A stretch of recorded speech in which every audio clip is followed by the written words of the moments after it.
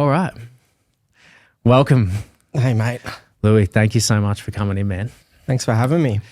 And thanks for making your way across town. I appreciate it. No worries. I don't come to the city for too many people. So Yeah. there you go. Consider that a big compliment. Fair enough. Dragged you out of the beautiful hills. Yeah, that's it.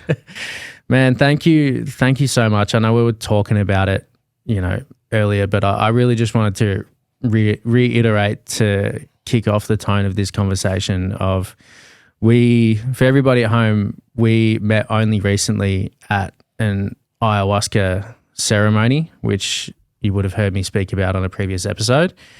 And we connected there, and the energy that you brought to the space was seriously incredible. Hence why I would love you to come on the podcast. It was your just general demeanor and the way that you approached the whole weekend. And, there was a lot of difficult situations and uplifting situations and a lot of things that went down. And having, your type of demeanor, which was like really calm and reassuring and optimistic, despite lots of the challenges that I think we all faced that weekend. I really do believe that that's the kind of stuff that we need in society. So welcome, man. Oh, that's a Thank big you up. so much. Thanks, bro. Thank you. It was lovely to meet you guys in that space as well. And I think it was important for me watching. I mean, we're all going to be sharing this amazing circle outside around a fire. And for me, like, I didn't want to sit around that circle. I actually didn't get around to everyone, but when I saw new people turn up, it was pretty important to just go and say g'day. And then obviously I had a bit of a vibe with you and Ellen anyway. So man. It was real nice to connect with you there.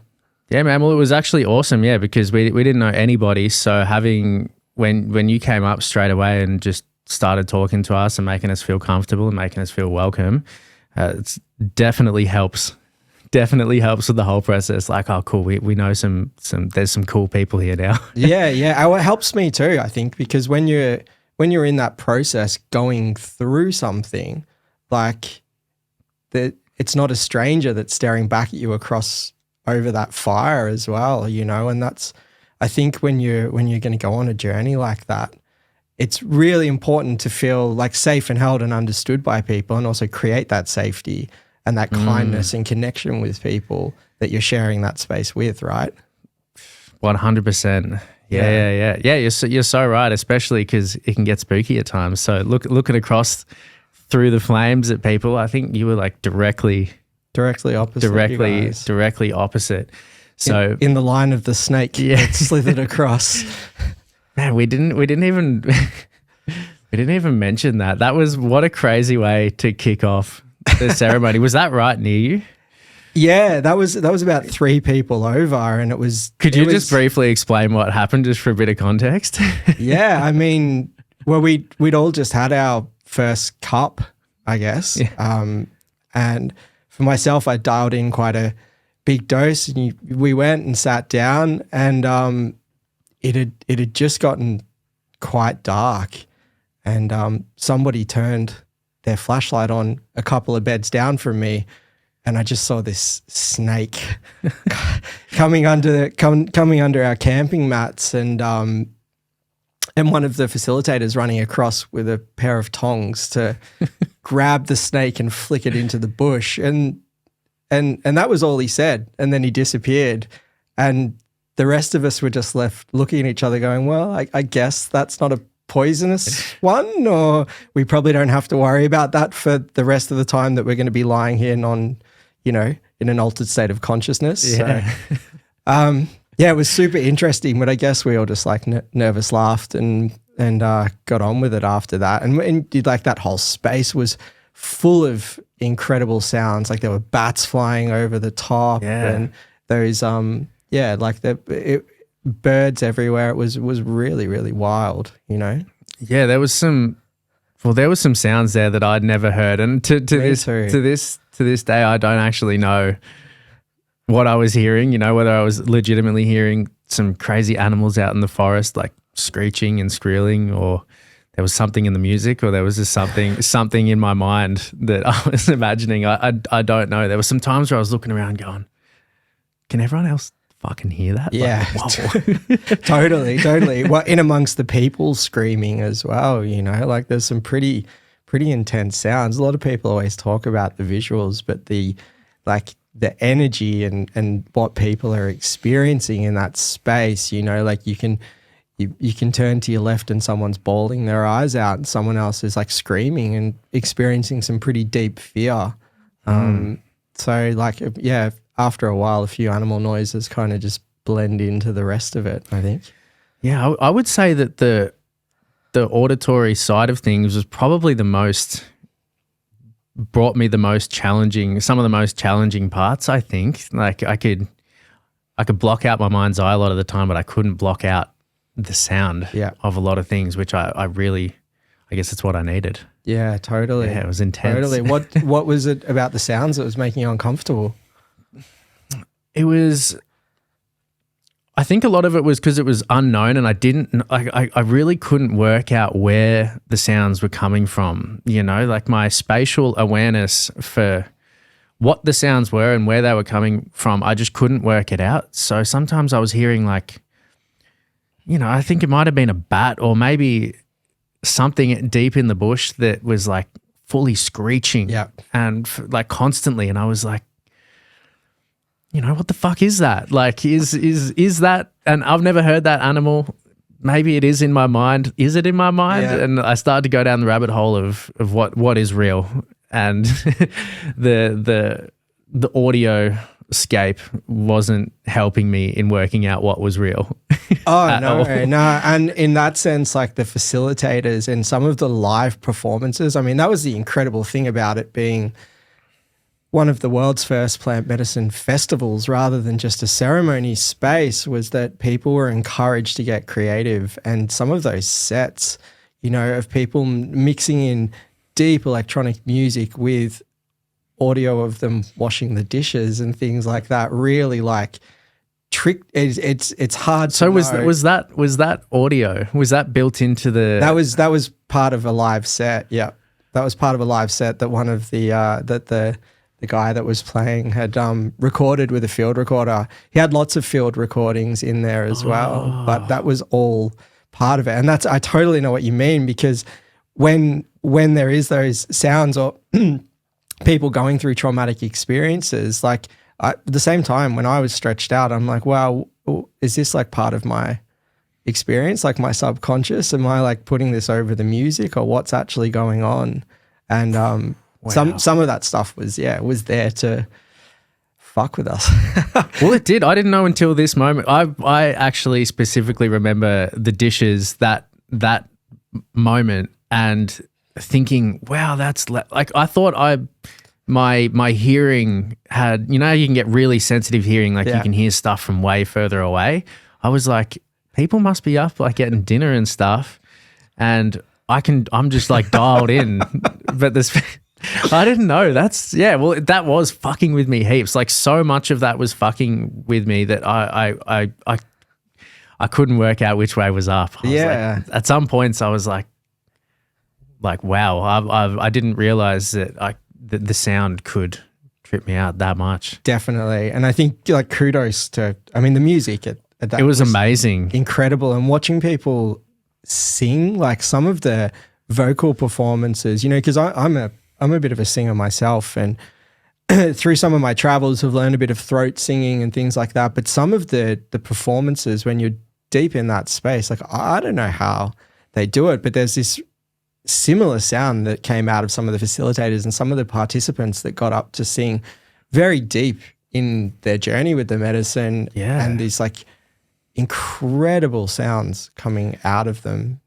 I really couldn't believe it. As I was listening to some of the performances of every person who did perform, I was sitting there thinking, like, this is world-class music right now. Like, and I had to keep pinching myself because it's like, oh, maybe I'm just in a different state. But even as I was sobering up in many times and I was listening to some of this music, I was like, nah, this is legit. Like these people are so talented and channeling something powerful. Definitely, like the idea of channeling, it's something I don't know how I felt about it for such a long time, but then you have these experiences, especially with ayahuasca, and they kind of you see and experience things. And I know that's such an interesting thing to say when you're deep in that space, but there's something very like moments on that plant medicine, there's something very clear about it. Like you definitely have a lot of clarity and you're very aware of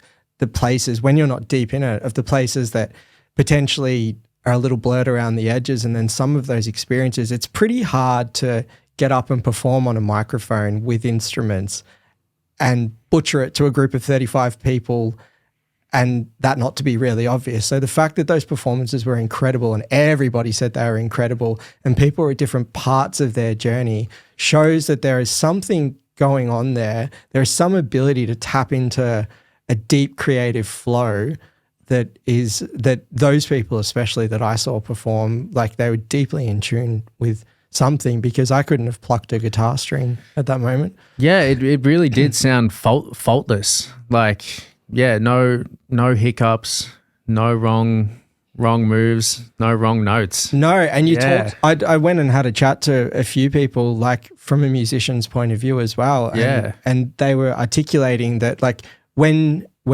they know, they just know. There's no ego. There's no trying. It's not like, oh, I'm going to do this thing and I'm going to think about it, and which is the way I think about performances. It's just a complete flow state. What comes out is what comes out.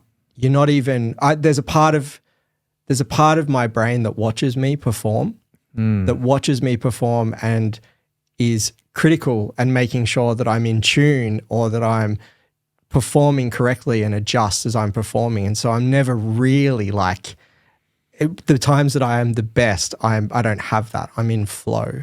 Yeah. And it takes me a long time to get to that place, and I can't do it all the time. And I certainly can't do it if I'm inebriated in any way, shape or form. So watching these people just go boom in front of a microphone was incredible. Does it feel like when you're in that state, when you have found it, when you are playing, do you feel like you're almost out of the way? Like you're just an open channel for something to come through? What does it feel like? Yeah, definitely. For me, music's my first creative love. Like I'm quite creative now with film and photography, and one would argue probably even better in that space. But music for me, I found when I was kind of deeply lost as a 14-year-old and picked up a guitar, and all of this emotion that I had in me, I was able to release from my body through playing and singing. And I think the music for me is such a deeply emotional thing. And so the times when I'm most connected to that are the times when I sit down and that emotion bubbles out of me, and there's no thought about structure, how it sounds to anybody else. And oddly enough, that's the time when it sounds the most beautiful, because people are like, whoa, like I felt that.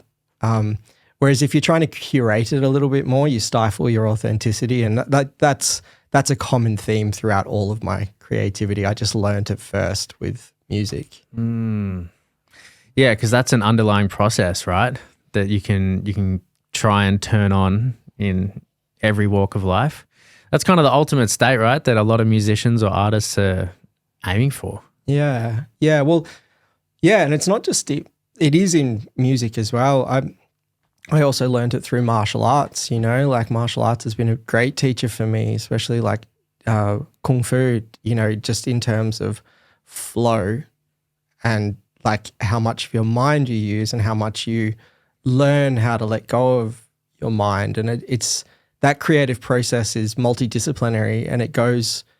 I think it actually feeds into everything in life, even the way you carry yourself in your life. And this process of allowing yourself to be authentic without the voice critiquing what you're doing is something that seems to be a motive that seems to be incredibly valuable as I move forward in my life now. Do you feel like you can do that all the time? Nah, not all the time at all. It was a really big intention coming into the plant medicine ceremony, because the first time I had done plant medicine, I had wanted to go into a lot of my family trauma and a lot of like some really deep stuck stuff. But this time coming into this ceremony, like I was very excited to try and solve or accentuate some of my practices with this ability to let go of it's like, it's a self-critical part, but it's something that I deeply feel like stifles a bit of authenticity, brings a lot of fear into my life. And I'd gone on this really wild journey before arriving at that plant medicine space. Yeah. Which was really beautiful, and just really setting that intention. And when I set an intention, it's not, I write it down, but I also I think about it for weeks and weeks and weeks, and I work out how what this might look like, but I play with that idea. And then when it arrives in the space, you've got no control over how that intention interacts with the plant medicine. Whether it plays out the way that you're intending. Yeah, well, and it definitely doesn't play out the way you're intending, because a part of what I listened to on your previous podcast with Ellen is that she gained some new perspectives on something. It's not like you even get information that you don't know, but it's how you feel about that information, and the shift in how you feel about it, which is incredibly useful. And I think to come back to your question about, am I good at that, tapping into that flow state all the time? Like, I'm absolutely not, but I don't think flow states are meant to be, you're meant to be there 100% of the time anyway. It's that rule that it's how we react when we're out of flow. Like that whole principle about balance is a movement between two polarities, right? Like, it's not a state. Yeah. You're constantly shifting balance. And this is another element of martial arts that I've sort of been looking at, that that whole principle is just like how we make these micro adjustments when life does what it does, and we try and bring ourselves back into homeostasis or balance. And it's I'm not amazing at it by any means, but I'm better at it than I've ever been, which is amazing for me. 100%. Yeah, it's that what yeah, I guess flow state is the right thing to call it. That process I'm incredibly interested in, because like everybody knows it. Once, if you've felt it and you've been in it, where you don't make wrong moves, it's just like there's your higher self or whatever it is in control and knows what's going on and is in tune with the universe, so to speak. And yeah, that self-critical part of ourselves, that as soon as that engages too much and you're wondering, what do I look like? Wait, what do I sound like? You're looking at yourself through the eyes of, I don't know, the other people, essentially, whoever it is around you, can be so debilitating, in small ways, but also in massive ways, big life decisions. And I think everybody can understand that. Like, it'd be so beautiful to be able to operate without, when you want to be able to take away the considerations of other people and just truly know how you feel. But fuck, it's hard.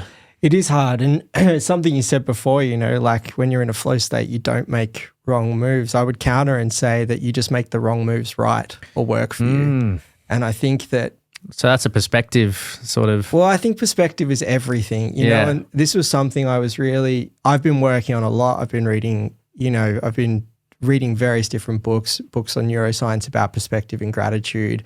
And then also like having these very deep empirical experiences with ayahuasca on mindset and particularly like fear, but just on how much of our reality is dictated to us by our mindset. And you can look at that in so many different ways. You've got the esoteric side of things, but you've also just got like a physics energetic level about, like a simple Gabor Mate principle is like, the way that you see the world says more about you than it does about the world. And it's like that we create the world that we step into. So these wrong moments, and, you know, my Sifu, my martial arts Sifu would talk about this all the time. You know, he's 6'3", very strong, very proficient dude. You know, it's like, how do I make my martial art work for me?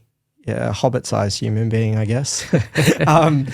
You know, and I think the same thing about like what life throws at you, what you have to deal with, you know, like you don't choose those cards. You choose your perspective, and perspective is everything, for sure. Perspective is a really hard thing to train, and often when I found the right perspective, it's arrived without my control. You know, it's like, oh, wait, this looks like how I want it to look. This feels how I want it to feel. Like, this is the right perspective right now, but sometimes I don't know how I got there, you know, like how to initiate it or initiate the right perspective.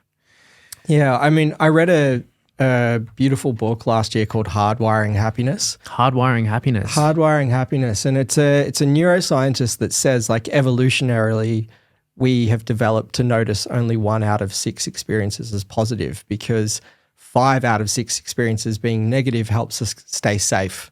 You know, with our 250,000-year-old brain, that's kind of the way that our neurons have been wired. So he sort of talks about the fact that neurons that wire together, fire together, or fire together, wire together. And so by constantly doing a deep gratitude practice, and it's like, it's not just a gratitude practice of sitting writing something small, but it's like he has a method of trying very hard every day to take these positive experiences in and wire them into your brain, so that your brain is then constantly looking for more of them rather than for your negative experiences.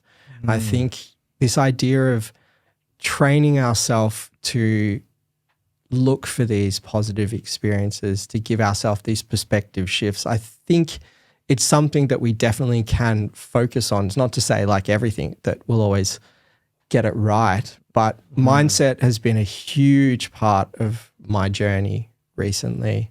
And I think it's, you said when you met me, like, you mentioned the word positive, and a lot of people do, I do have a lot of talks about, you know, like optimism and radical optimism as well. It's pretty easy to be pessimistic, but it's some people feel like optimism is something that's just gifted to you biologically, but I think it's really hard work. Oh, you're just naturally a happy person. Yeah. I've definitely come across that comment a few times, but I think, like, I know my family lineage very well. I don't think I was gifted too much positivity, so I think I've worked pretty hard to find it. And I think for me, I've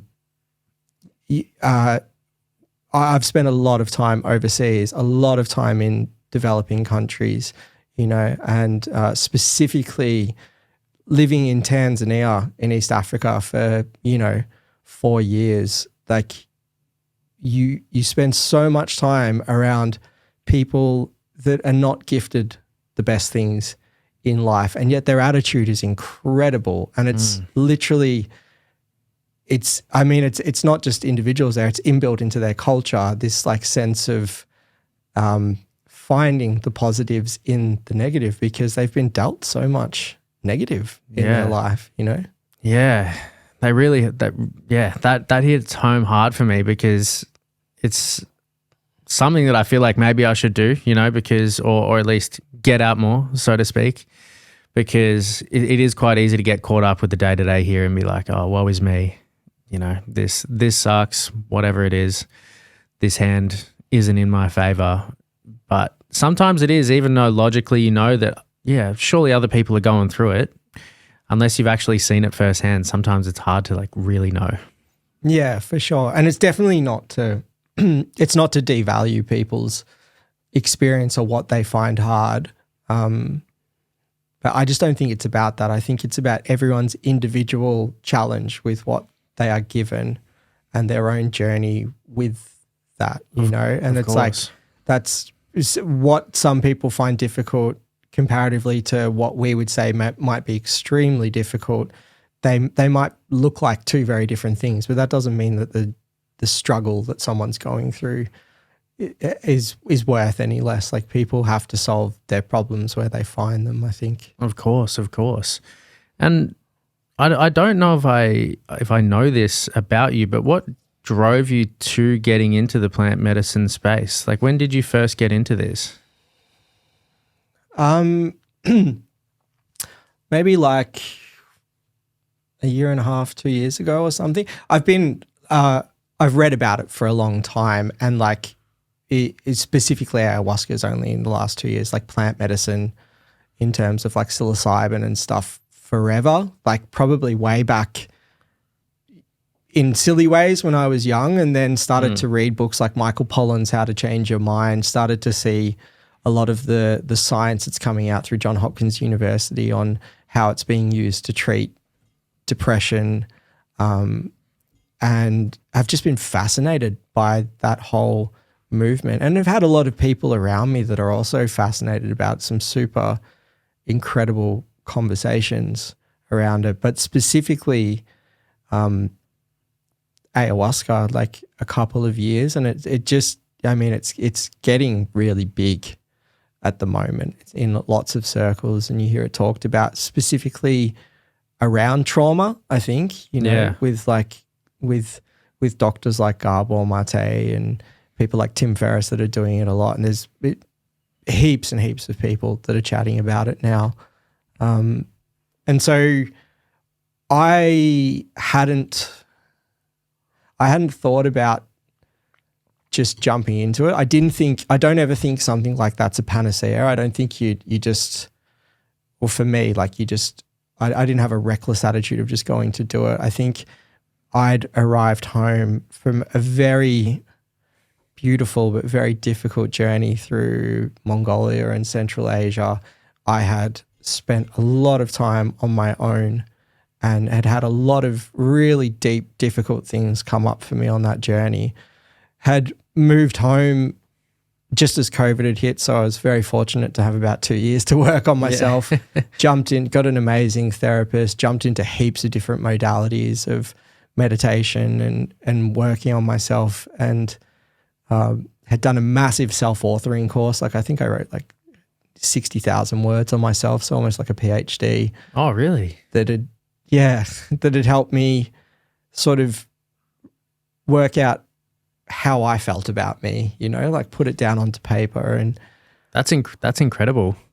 Yeah, it's a lot of verbose ramblings about myself, but it was very healing. Like I'd wanted to get into journaling and self-authoring for a while. Didn't really know how to do it, so I paid for a short course that I could do at home. Who did you do it through? It was just an online course. There's a bunch of them. I think it was popularized by like Jordan Peterson once. I've seen Jordan Peterson has his own self-authoring course to some degree, but I don't know too much about it beyond that. Yeah, there's a few different courses around that you can jump on board. And I think I probably first heard him talk about it on Rogan like 10 years ago or something. Yeah. But had never really given it much kudos, and then decided that it was time for me to get into authoring and bring a bit of structure into my life by putting these things down on paper. And I think it's split into like 3 categories. You write an autobiography, then you sort of delineate your current virtues and vices, so what you like and what you think's challenging about yourself, and then you write about your future and what you want your future to look like, and you break that down into goals. Wow. Yeah. So I just ended up writing a lot, I think. But I did it over about a 6-month period. And when that concluded, the idea of doing plant medicine sort of popped up, and I was like, okay, I think I'm ready. And you know, I have a very beautiful relationship with my therapist, a Jungian therapist, and I spoke to her about it, and she was like, go for it, Lewi. Like, oh, really? Yeah, she was like, go for it. Wow. You know, so I had like the full endorsement, felt very supported, chatted to, you know, I've got amazing siblings, and chatted to them. I was like, hey, I'm going to go do this thing. And, you know, not that it was really their thing, but they were like, go for it. Oh, that's amazing that you have a support system to do something like that as well. Yeah. Well, sure. I've got very beautiful friends and great siblings. And so like, even if people don't necessarily understand the trajectory, like I've always felt like I've never really listened to traditional milestones anyway. So I think people are just kind of used to me doing my thing, and certainly I would say people have seen me out the back end of these medicine spaces concurrently with other healing modalities and have seen the deep change in me, and certainly my sense of contentment and sense of self anyway. Yeah. Yeah. That's incredible, especially being able to get that support even from a therapist is I've never heard of that. Yeah. Yep. No, I don't know what other people's experiences are like because I can just talk about mine. But yeah, of course. Unpacking my mind's not always easy. So she does an amazing job and is also very courageous, I think, which is incredible, which is something that I need, you know. Like I know I can get pushback when I need it, but I also can get, you know, like a universal nod when something feels right. Of course. And that a universal nod. Yeah. I like that. Yeah. Yeah. It's that's kind of how it happened for sure. Right on. And going into these ceremonies, did you have major intentions of what sort of things about yourself you were trying to initiate or undo or redo, and did you get those things?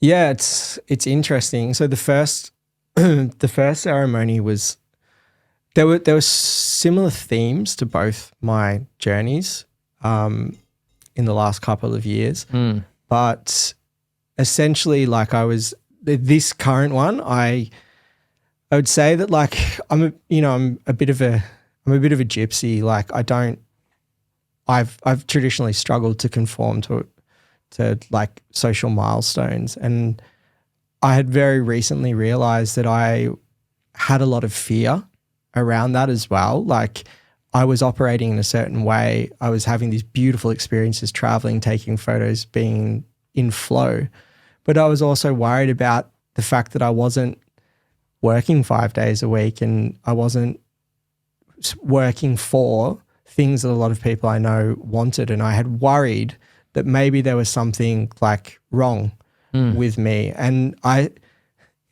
kind of realized before the ceremony, I'm like, okay, I'm living a life that's like someone that's taken a day off work and feels guilty about it, you know? Yeah. Like what a waste. I'm like, I want to go in and I want to let go of this part of me. And, you know, and then I went and had this wild adventure and really sort of just got into my flow, which I do when I'm living in a tent for 6 weeks and I'm taking photos and I'm in the wild. Like I'm so connected and alive. And then going into this space, I remember like, I like drinking the first night and being floored, but just having this this voice inside, you know, where I was sort of thinking about this problem. So this, in a way, this intention really did work because it's where I went straight away. Yeah. It's like the problem arose. And I remember, like, you know, people talk about the plant as an entity, or it's whatever it is that you're communicating with, asking questions, you know. And so I was asking it, or my subconscious, a question about this wildness. And I remember like the answer I got was, so whose permission do you need, Lewi? And I was like, whose permission do I need? Whose permission do I need? And it was like, you need your permission. That's it. And I was like, whoa. And I remember coming out of it that morning and talking about it in an integration circle. And it's like, that's a really obvious statement. You know, I've listened to a million Alan Watts lectures, Ram Dass, like, but there is something about Aya that I found specifically where it leaves you with your problems, that you feel it in the body, like it changes, your perspective changes completely and it becomes a truth for you, you know? And that just felt like a truth, and it just felt so simple and absurd, and yet it was like, yeah. And this was a common theme for my weekend, and it actually happened to me in my first ceremony as well. It was like I'm quite a hypertonic person, like very tight muscles, and I remember the medicine just saying, look, you carry yourself with this existential tightness where you're always worried about, like, are you doing the right thing? Now, I know where that comes from. That comes from my childhood, but I realized how much of that I still carry in my body through questions like this, where you're just existing, but you're hypercritical. You've got this thing watching you. And to just feel like, hang on, I'm in charge of me. Like, why don't I just do things my way and see how it goes? Like, why am I worried about anybody else's way of doing something? Like, isn't that cheating me out of my experience? And that just made perfect sense. And then that continued to permeate and come up through the whole ceremony. And for me, what I find really interesting about plant medicine is that I don't, I eat pretty well. I'm pretty clean. I drank it. I don't feel sick. I hate the taste of it, but I don't feel sick. But for me, the purging happens when it's connected to a thought process. And a lot of people have talked about this idea of energetic purging. So the second night, it was the same thing. Like, I just cycled in thought. It's like, yeah, I know I should feel like this, but what about this? What about this? And that thought process got faster. I'm like, oh dear, this is just getting faster and faster and faster until I sat up and vomited. And I was talking to the facilitator about this. It was like, it was hard. Like, as I was being sick, I'm like, I don't want to do this. My body does not like this. What am I doing here? But it feels like you're getting rid of something so deep and stuck and toxic in that moment. And it happened to me, 2 years ago as well, a year and a half ago. Like, it's a deep part of this thought process that I vomit out. And then it's like, oh, you can't solve that problem with your head. Lay back down, So it was incredible. It showed me how much time I spend in my mind, out of my body, and how many problems that I create for myself when I probably don't need to. Wow. That's huge. And I really connected with how you said that, you've heard this a million times before. It's not like it's a new concept for you even, but there's something about logically hearing something, reading it in a book, whatever, and it's like, yeah, well, that makes sense, but being able to actually change, like actually transform yourself so you fully, like you said, it's a truth to you, is kind of like magic in so many ways. I'm so interested in how that happens. So hearing your experience of how it turns into a real physical kind of knowing is really cool. I think I've been thinking a lot about how it heals people, because, quite often the people that you share circles with, people come there, they suffer from addiction, heavy addiction, like heroin addiction. You have people that have been raped, some really difficult things that people are dealing with. And I was talking to a friend about why I think it heals so much. And it's because, like, we play a game with ourselves where we hide or we distract ourselves from these really difficult things that we've experienced or been through. And I have found ayahuasca to take me to those places and drop me directly in them and leave me there to solve those problems. And you hear people solving those problems. You hear screaming, crying, purging, like it's a wild space. And I think people are sitting with, not only, for me, it goes even deeper than trauma. It's like sitting with existential dread, like this whole idea that we're here, we're going to die, and like however we create these structures in our life to give us meaning or purpose or distract ourselves from the really difficult things, it all comes back down to those things that you're trying to maybe distract yourself from, or that are really hard, because there are some really hard parts of life that you just need to sit with and deal with. And I found that the plant medicine really helps me do that, because it's not just that I'm optimistic. There were quite a few people at the at the ceremony that said to me I had a really haunting element too. And I think really? Haunting, but alluringly haunting, I think was the word. Yeah. But I think, like through my time in Africa or in some of the places that I visited, like you sit with and you see some really dark parts of humanity. And those dark parts of your humanity are in you as well.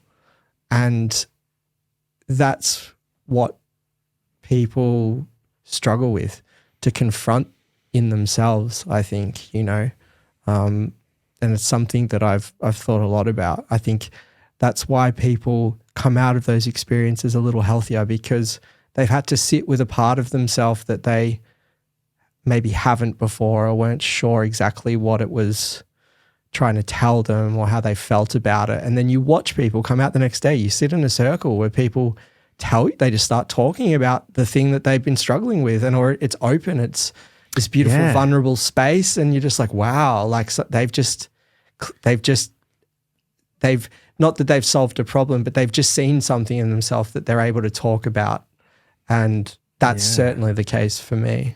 And even getting to a point, being brought to a point to be able to speak on some of those really difficult things, which feels almost impossible, like in normal waking life, the worst parts about yourself, the amount of pain and shame and guilt and all those things at the even thought of trying to talk about it is so debilitating that the natural response is to not do it. Yeah, 100%. It feels quite human to actually ignore some of those parts in waking in just a regular state of mind, because it's like, fuck, I got to get shit done today. Like I don't have time to be able to time or the internal fortitude to be able to confront this stuff. So you're right, being put in a situation where you literally cannot hide at all. Totally. And I think these experiences are triggering like a rite of passage experience, like this idea of the monomyth, that you go into the belly of the beast or the whale, and people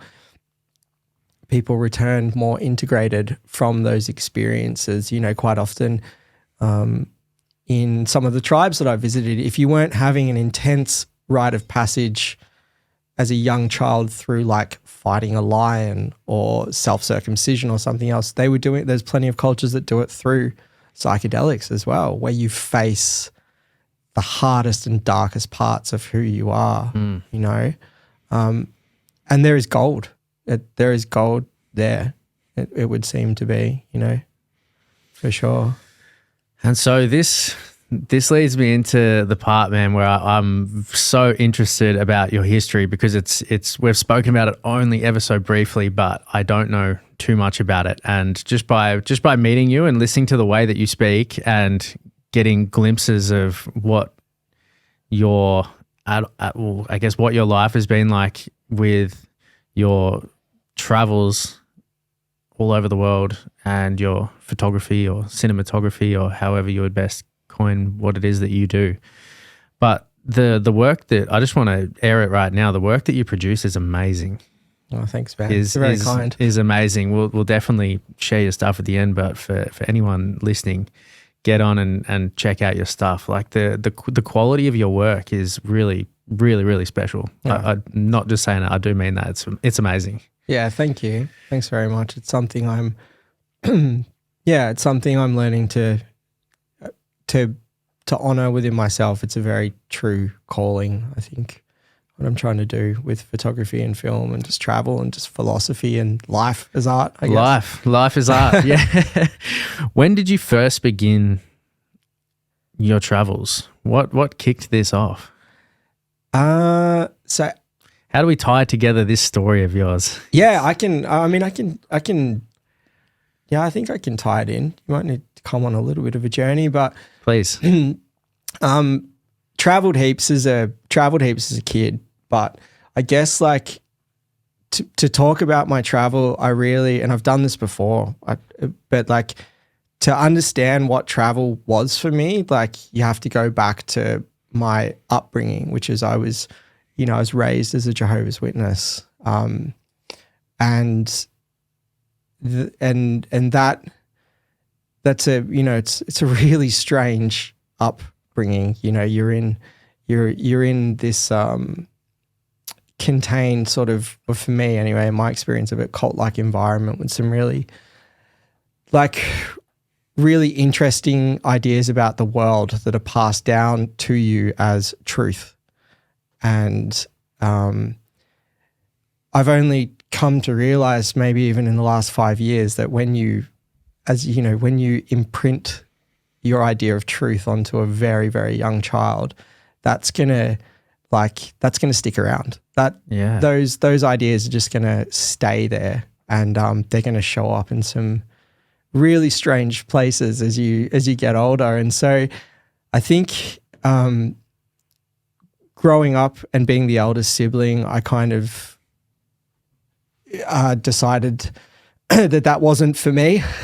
I thought it was a really harmful environment. I still do, and probably didn't really look to my parents or don't to change that. So I started to venture out and get different ideas, and music was the first, like, to bring it back to music, like when I was just so in love with music, and so I was getting like Jeff Buckley albums, Tool albums. I was a real 90s kid, and just you get all these like beautiful alternative ideas about life. And so I became really fascinated and started writing music and playing music, and it really changed who I was. I became a massive cardigan wearing dreadlocked hippie, and just, as a teenager, and was completely like constantly reprimanded by my parents and the church for being like really wrong, being different, you're wrong, you're doing the wrong thing.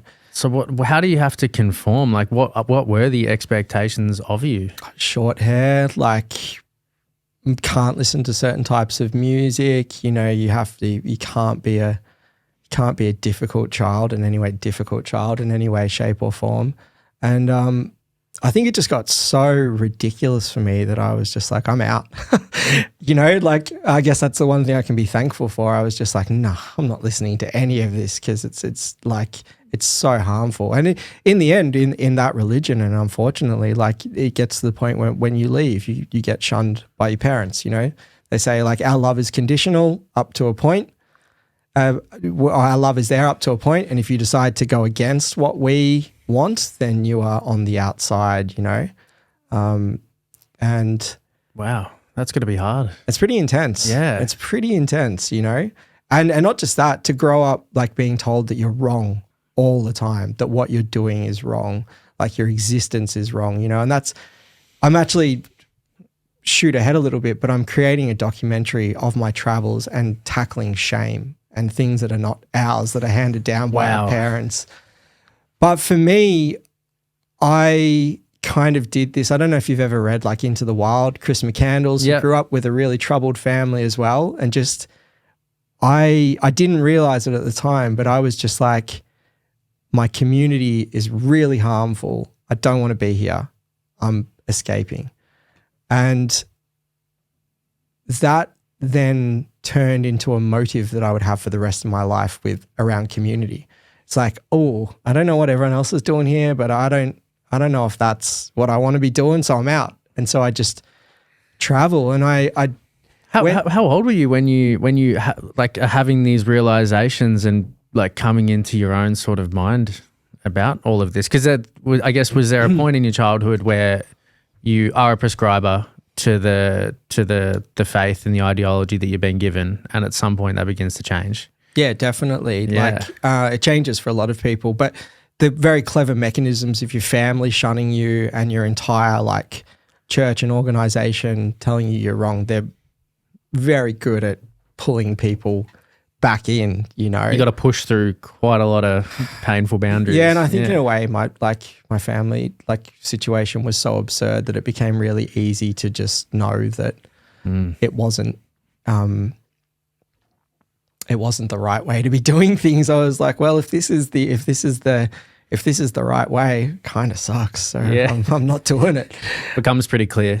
Becomes really clear. I think those toxic things become really clear. Yeah. And I think I was like, that started to click for me when I was about 15. Okay. And I was like, okay, yeah, I'm not doing it. I'm listening to music, listening to the devil's music and rebellion. Yeah, and rebellion. And that became such a huge part of who I was, just this like rebellious, stubborn teenager. And, it was so interesting. Like even at high school, like I went to this football player high school. It was the biggest high school in Victoria at the time. And I'm just walking around with a cardigan and a guitar. And so it was like, even that, I was just like, I don't want a part of any sort of society and don't want to fit in anywhere. Don't want to fit in anywhere. And I don't think I definitely didn't have the self-reflection to realize that was saying something about my experience and more just I had this self-assured nature of like everyone else is fucked and I'm right. So yeah, okay. And then I just had this opportunity. I was fascinated with Africa for a long time, and when my mates were first traveling and people were going overseas and doing Asia, I was like, no, I want to go to Africa. So I was like, it's 21 or something, and nice. booted across and volunteered in Tanzania for the first time, and like it was. I will always say it was like a psychedelic experience, like you go from what your life is and then you arrive in Africa and you see it's like 50% Islamic country. There's, like I saw my first death when I was there for 2 weeks. I experienced injustice on a level that I hadn't seen before. I also experienced the kindness and the beauty of people from another culture, the excitement and rush of being somewhere else. And I was like, okay, I'm in. This is my drug. Travel is my drug. And I want to do as much of it as I can. So it was kind of like my first big experience of travel. Wow. I can imagine, like, I'm trying to imagine how intense that would have felt just coming from Melbourne, stepping straight into that. Yeah. Wow. I loved it. Yeah. I loved it. So were you volunteering there? I was volunteering. Yeah. I didn't really know what I wanted to do. I was working in a bar and playing music, and I had started doing teaching as a degree because I kind of felt like I wanted to travel, and I knew that if I got a teaching degree, I'd be able to travel around the world. And that's what I did when I finished the degree. But I was only like a year into that. And so I went and volunteered as a teacher, and I was volunteering at an albino school for children that are born with albinoism to protect them, to help them have a small community, because in Tanzania, like they're harvested for limbs by witch doctors that try and use limbs for certain medicines. Whoa. And then they're more prone to skin conditions, and like they were having a really hard time of it at one point. So even all of that stuff, I was teaching like piano to a blind music teacher in a school called Mweme underneath Mount Kilimanjaro in Moshi, and going on these safaris and experiencing African animals for the first time and learning a different language, and just so like exhilarated by being alive, that I was just like, yeah, this is like, I'd never felt so dialed into anything. And I was like, I need to do this. This is what I want to do. So I came home, I got my degree, and I disappeared. I went and taught in the Middle East for a year. I spent a long time in India and Indo, and then I got pulled back to Africa, and I got a job in an international school in a place called Bahari Beach, which is this tiny little beautiful coastal community. And I sat down and I learned to speak Swahili. And is that in Tanzania as well? That's in Tanzania. Yeah, I went back to Tanzania. Tanzania is Nyumbani, it's home. And I have so many beautiful people there, like it will always be home to me. Wow. And so I gravitate back there often, back to Africa. I haven't been there for a little bit, but staying there, and I was teaching, and was just solidly a part of the community. You know, like when you take the time to learn another language and you become involved in this like tiny little East African community in the middle of nowhere, it was just such an enriching experience. And seeing these people that had nothing and they were super happy and had a different attitude towards life, like it definitely permeated into me and changed so much about how I operated in the world. And that's when I kind of got started to get into adventure as well. So like I was like, okay, I wanted to get into photography. So I bought a little point and shoot camera, and I hitchhiked from the east coast to the west coast of Africa. So I went, you know, through Tanzania and then like through Zambia down to Victoria Falls, kayaked in the Okavango Delta, hung out with mountain gorillas in Uganda, and just got this huge dose of like, oh, I'd like to take photos and I'd like to travel a bit, you know. Is that a dangerous journey? I think you could do that journey 10 times and none of them would look the same. Yeah. You know? Do you know what I mean? Like maybe I've definitely had dangerous moments overseas, and definitely in Tanzania, I've had some really hectic moments. I've been stabbed, had clothes cut off at machete point, but overwhelmingly my time there was beautiful and friendly, you know, and like those experiences are different. They're different for women. They're different for men, you know, like I mean, you see enough of the world and you're going to come across stuff like that, right? Definitely. And you get better at realizing that it's not about your ego, and some places you just shouldn't go. And I think there was a large dose of that when I was young in Africa. Like I didn't listen to advice, and I thought I was better off doing things my way. They paid the price sometimes. So that sounds full on. Yeah, it was. I mean, like it's a very small part of my time, of course, over there, you know. And it's not. I mean, it's not as. It's disclaimer. It's not as bad as it sounds. Like I got sliced in the hand. It wasn't like I was shanked or anything. And there's definitely an element of fear when you live there. But mate, like I've also, you know, I've traveled police escorted through the mountains of Pakistan near the border of Afghanistan and never felt safer in my life. So I think it's just about where you are at a certain time and how you choose to travel. And definitely like hitchhiking across Africa would be very tricky depending on what's a tumultuous region at the time and what's going on in the climate. What's going on, yeah. Like, I mean, I haven't been to Africa since 2017, and even then Tanzania was changing. Like a head elephant conservationist that I'd met a couple of times was assassinated over there, and that's not something that really happens in Tanzania. Whoa. So that was quite big. I flew over and made a small film sort of about elephant poaching and the issues around that. But yeah, it's a wild place. It's wild. I've never been to Africa, any part of Africa. I would absolutely love to. It looks, well, you know how you just don't know until you put feet on the ground somewhere of like what it's going to feel like. And there's almost nothing better than when you're first like you're driving in a car through a different country, or just those first like hours in a new country is always so amazing. Yeah. So amazing. I think it's psychedelic. It's just like, whoa, like sights and smells and sounds coming at you, and you've just really got to find your equilibrium.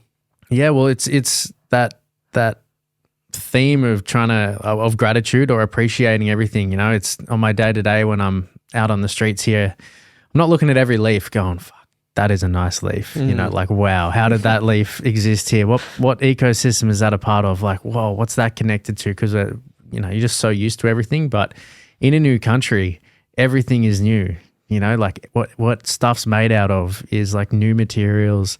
All the plants are different.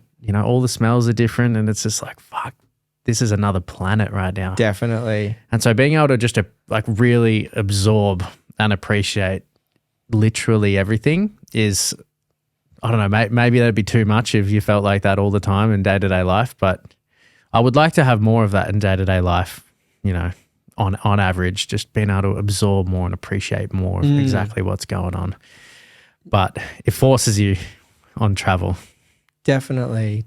And look, so much of what my photography practice is now is actually like stepping into those spaces, but telling the story of what's similar to between us, between like human beings, between us and the environment as well. And that's been a fascinating practice for me, because it wasn't, I think the thing that I learnt the most, and I do a lot of writing with my photography. So usually each photo that I release or put out has a story with it, you know, and that's been a really important thing for me, because I want to tell the story of what I'm experiencing at the time.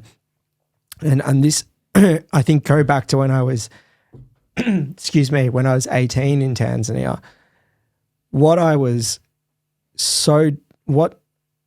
amazed me the most, and has continued to amaze me through all of my journeys, is how much similarity there is in the world. And it's almost like what I'm trying to do with my photography is anti-media, you know? It's like I don't want to capitalize off fear or dichotomize or talk about us and them.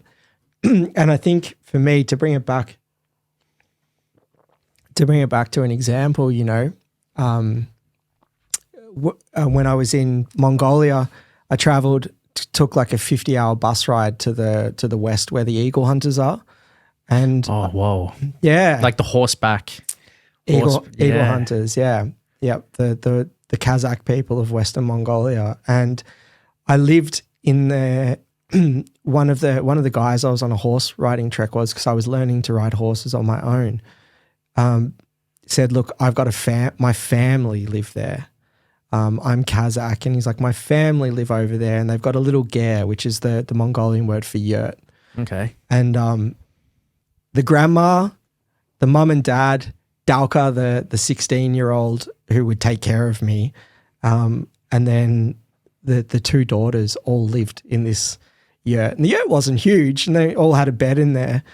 And, you know, they're Kazakh, they're Islamic, they eat horse. So it was a very strange thing to go and slip into a bed inside the ger and spend 2 weeks there learning to horse ride with them all.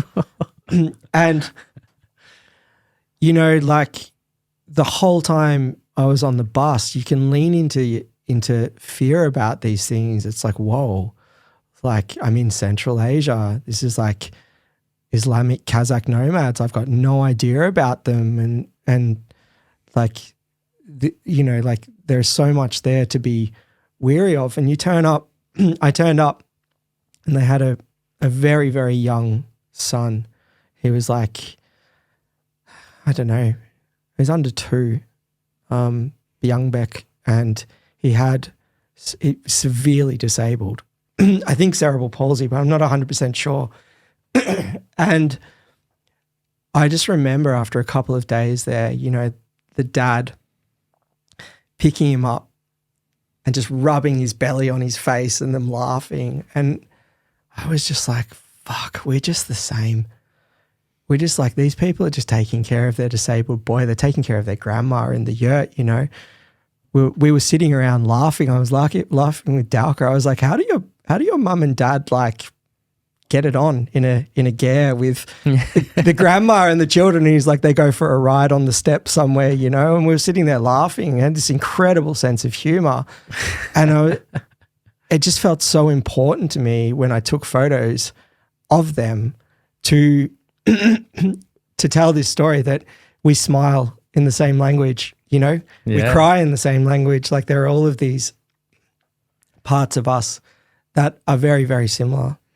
And that's been so important to me in photography, because it's like the human element of who we are is so beautiful, you know, and I want to honor that.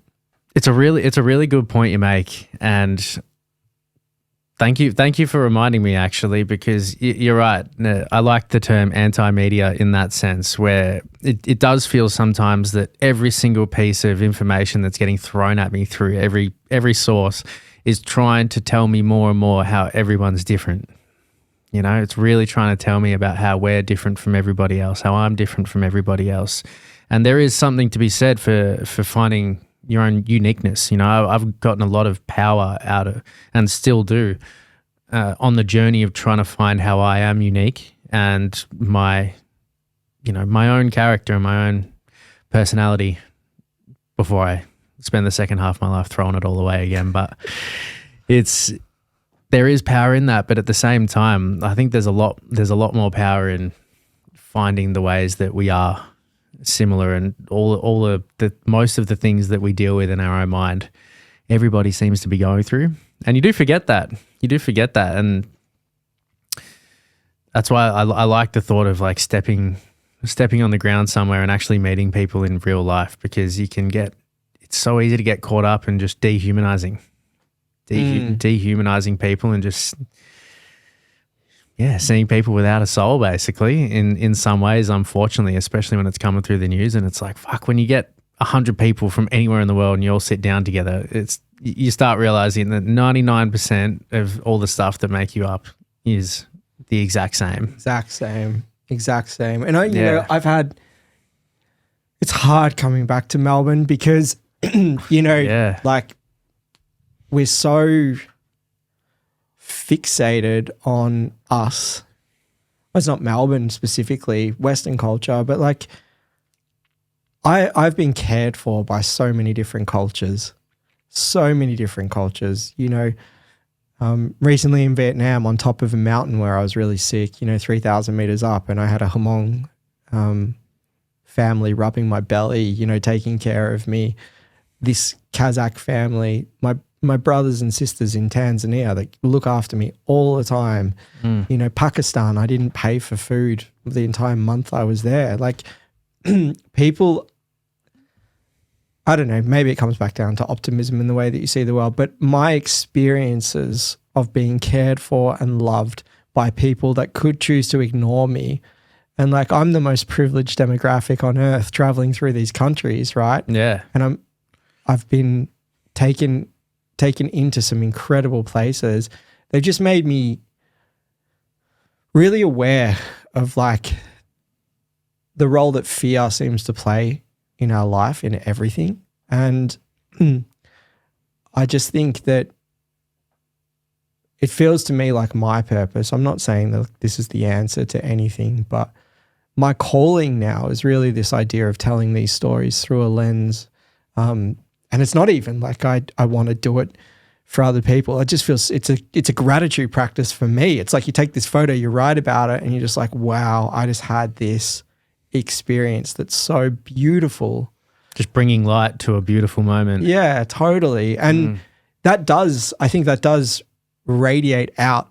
It creates more of those moments. Like a smile does, it's like you play with that energy when you see people, when you smile at people, when you walk across to them in a circle and you say, hey, you're a new person, I'm a new person, we're sharing this space. How are you? Like people go, oh, I'm good. And then you create this beautiful connection, and it just seems to stave off some of the darker, harder stuff that we are facing as a species interpersonally,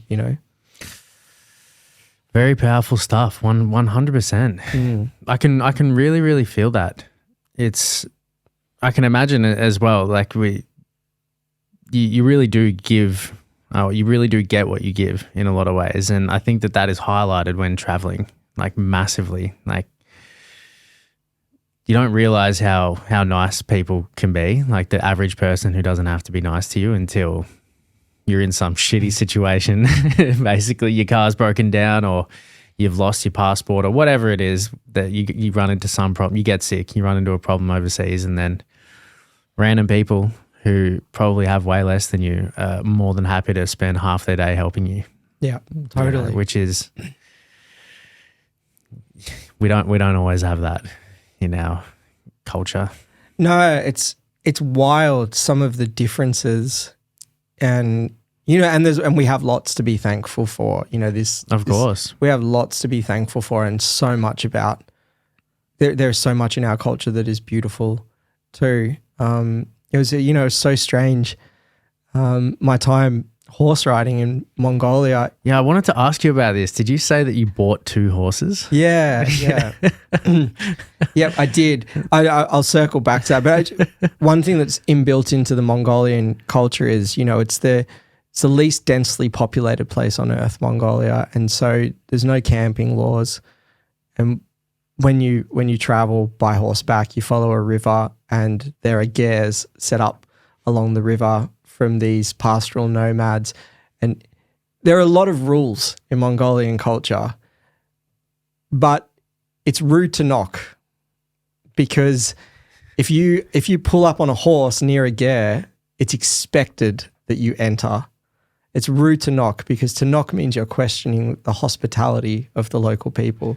Wow. So you would just ride across the steppe, and you would arrive at a ger, and you would walk in the door, and you would enter the correct way, step over with the right foot, walk in, go the correct way around the ger, and you'd sit down, and a plate of food would arrive, and a cup of fizzy fermented horse milk would be there. And like that was it, and that is given to every traveler in Mongolia. Not like it's given to the Mongolian people by the Mongolian people, but it's also given to you, and I was given a Mongolian name, and they were in the valley, and I was fed often, and it was such an incredible insight into the way other cultures, like interwoven into the fabric of that culture, is an inherent hospitality and respect that blew my mind. It completely blew my mind. So that was wild. What was your name? So I didn't know this at the time, but apparently when I first bought the horses in one of the valleys, I rode in a few different places, but when I first bought the horses and was riding through the Arkangai Valley, they would call me tourist.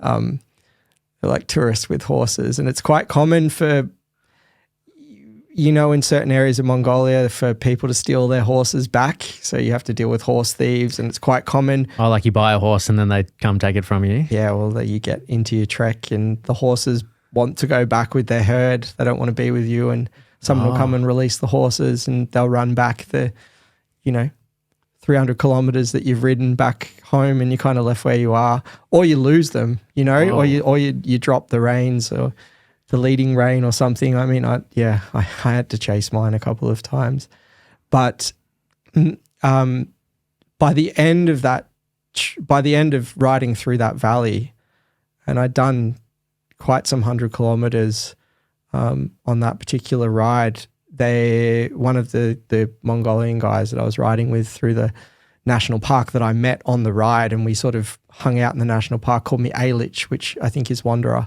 I'm probably butchering the word, but Mongolians have 13 different vowel sounds. So it's hard they use like the side of their mouth, like thank you is by shla. Wow. And so I remember it as Alich, but it's probably a little different to that. I'm not bad with languages, so maybe it's close. But. That is wild. That is so wild. Were you traveling by, did you begin this journey with an intention of doing this by yourself, or did you start doing it with people? Nah. So yeah, why did you choose to go there and do this kind of journey? Well, to thread it back into the start of our conversation, I think constantly escaping, going through this cycle of being like, oh, I'm not sure what the people around me are doing. I'm going to disappear and do something different. Getting these huge, incredible experiences and coming back feeling more connected and integrated. That cycle then just became a bit of an addiction for me. And I would say that, in terms of attachment style, it was a strong avoidant attachment. And I was in a really beautiful relationship, and I was quite happy in that relationship in Melbourne at the time. But what I'd later come to realize is that just through what travel was really giving me was an ability to have a break from myself. And I think sitting still in a relationship for a long time really didn't like myself and struggled with parts of toxic shame that had been handed down. And so I got about 2 years into that relationship, and you know what? I don't know if like relationships and houses and stuff are for me. I think horse riding in Mongolia is probably for me. People are like, yeah, how much do you know about horses? I'm like, nothing. Absolutely nothing. I absolutely love that. And so, yeah, and I remember telling my friends, and they were like, huh?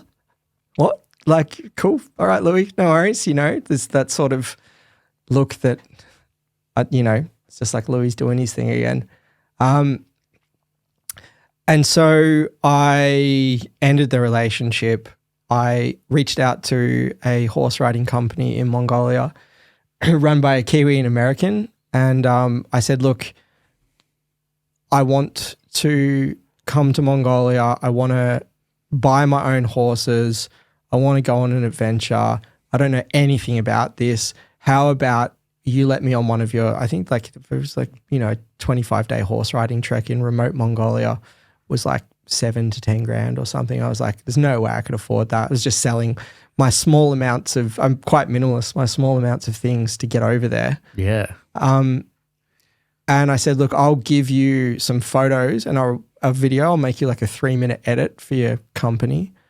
And you just waive the fee and I'll come on the trek and you just teach me about horses. And like, they were amazing. They sort of talked me through it, and they're like, but so they were down for that.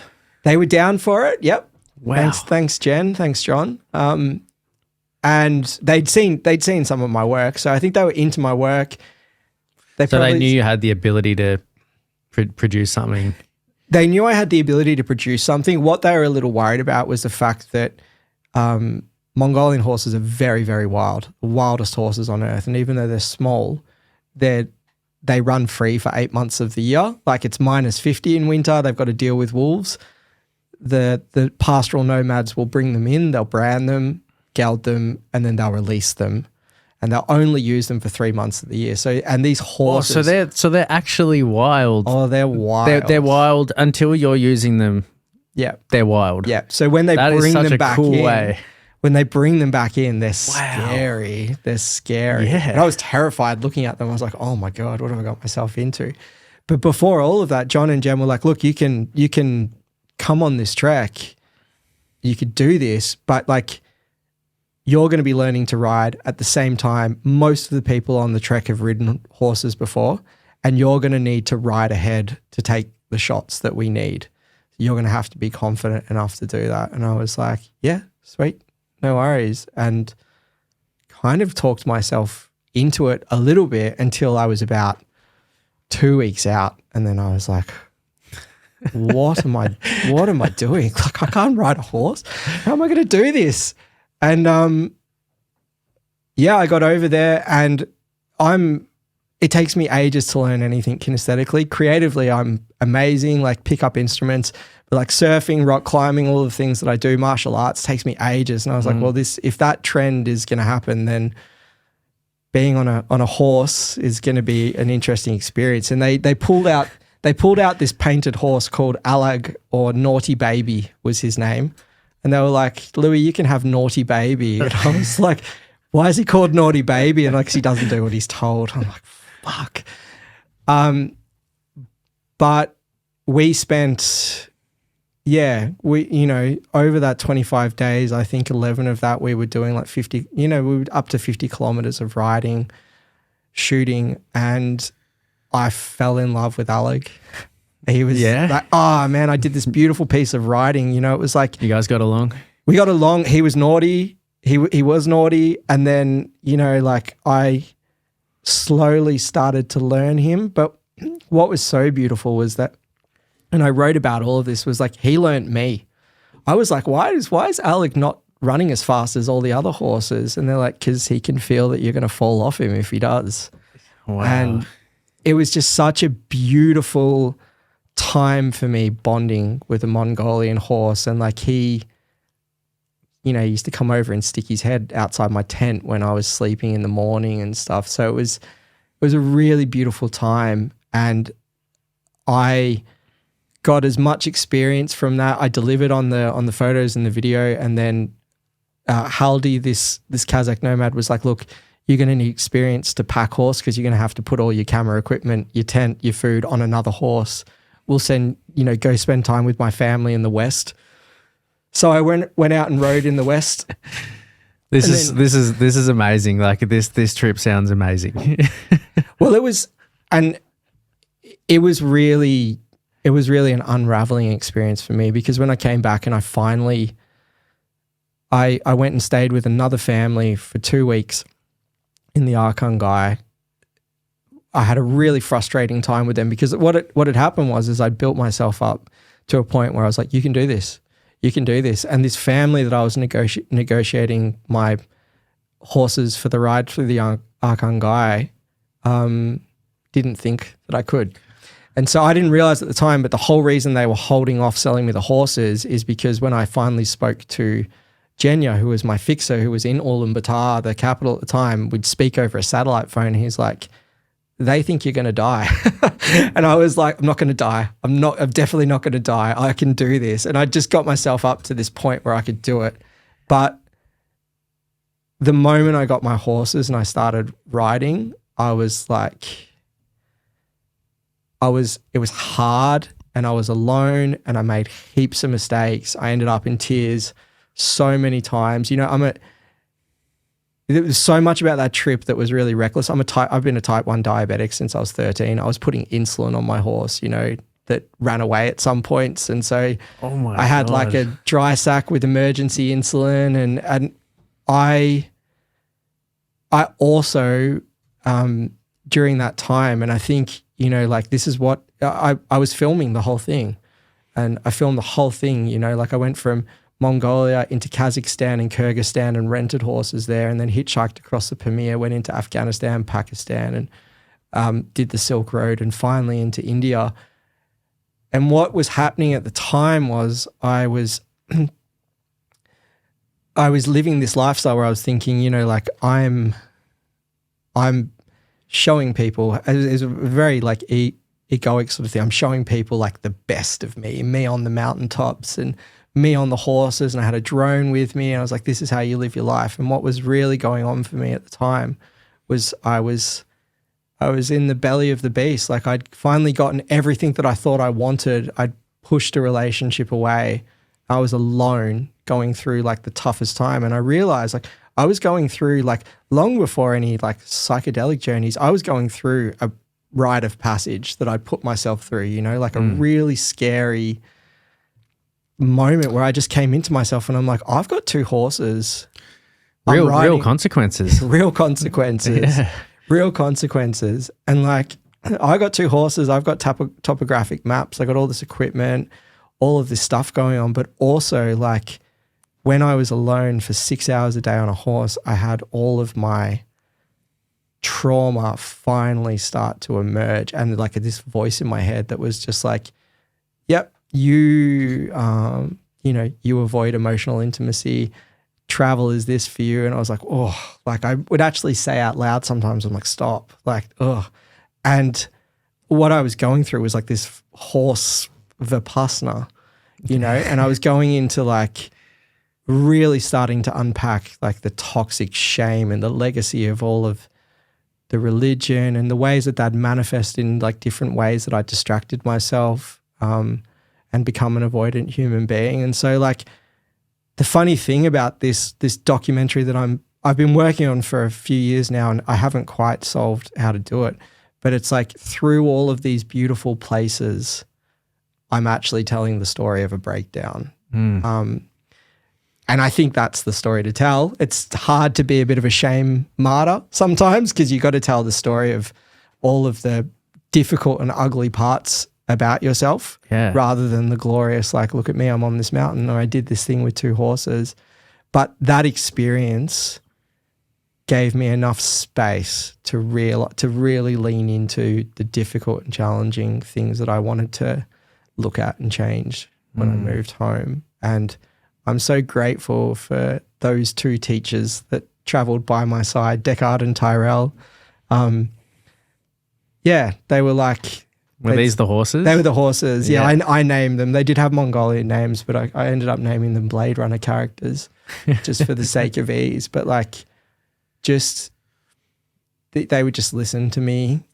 Yeah, do you feel like you were communicating with them on your?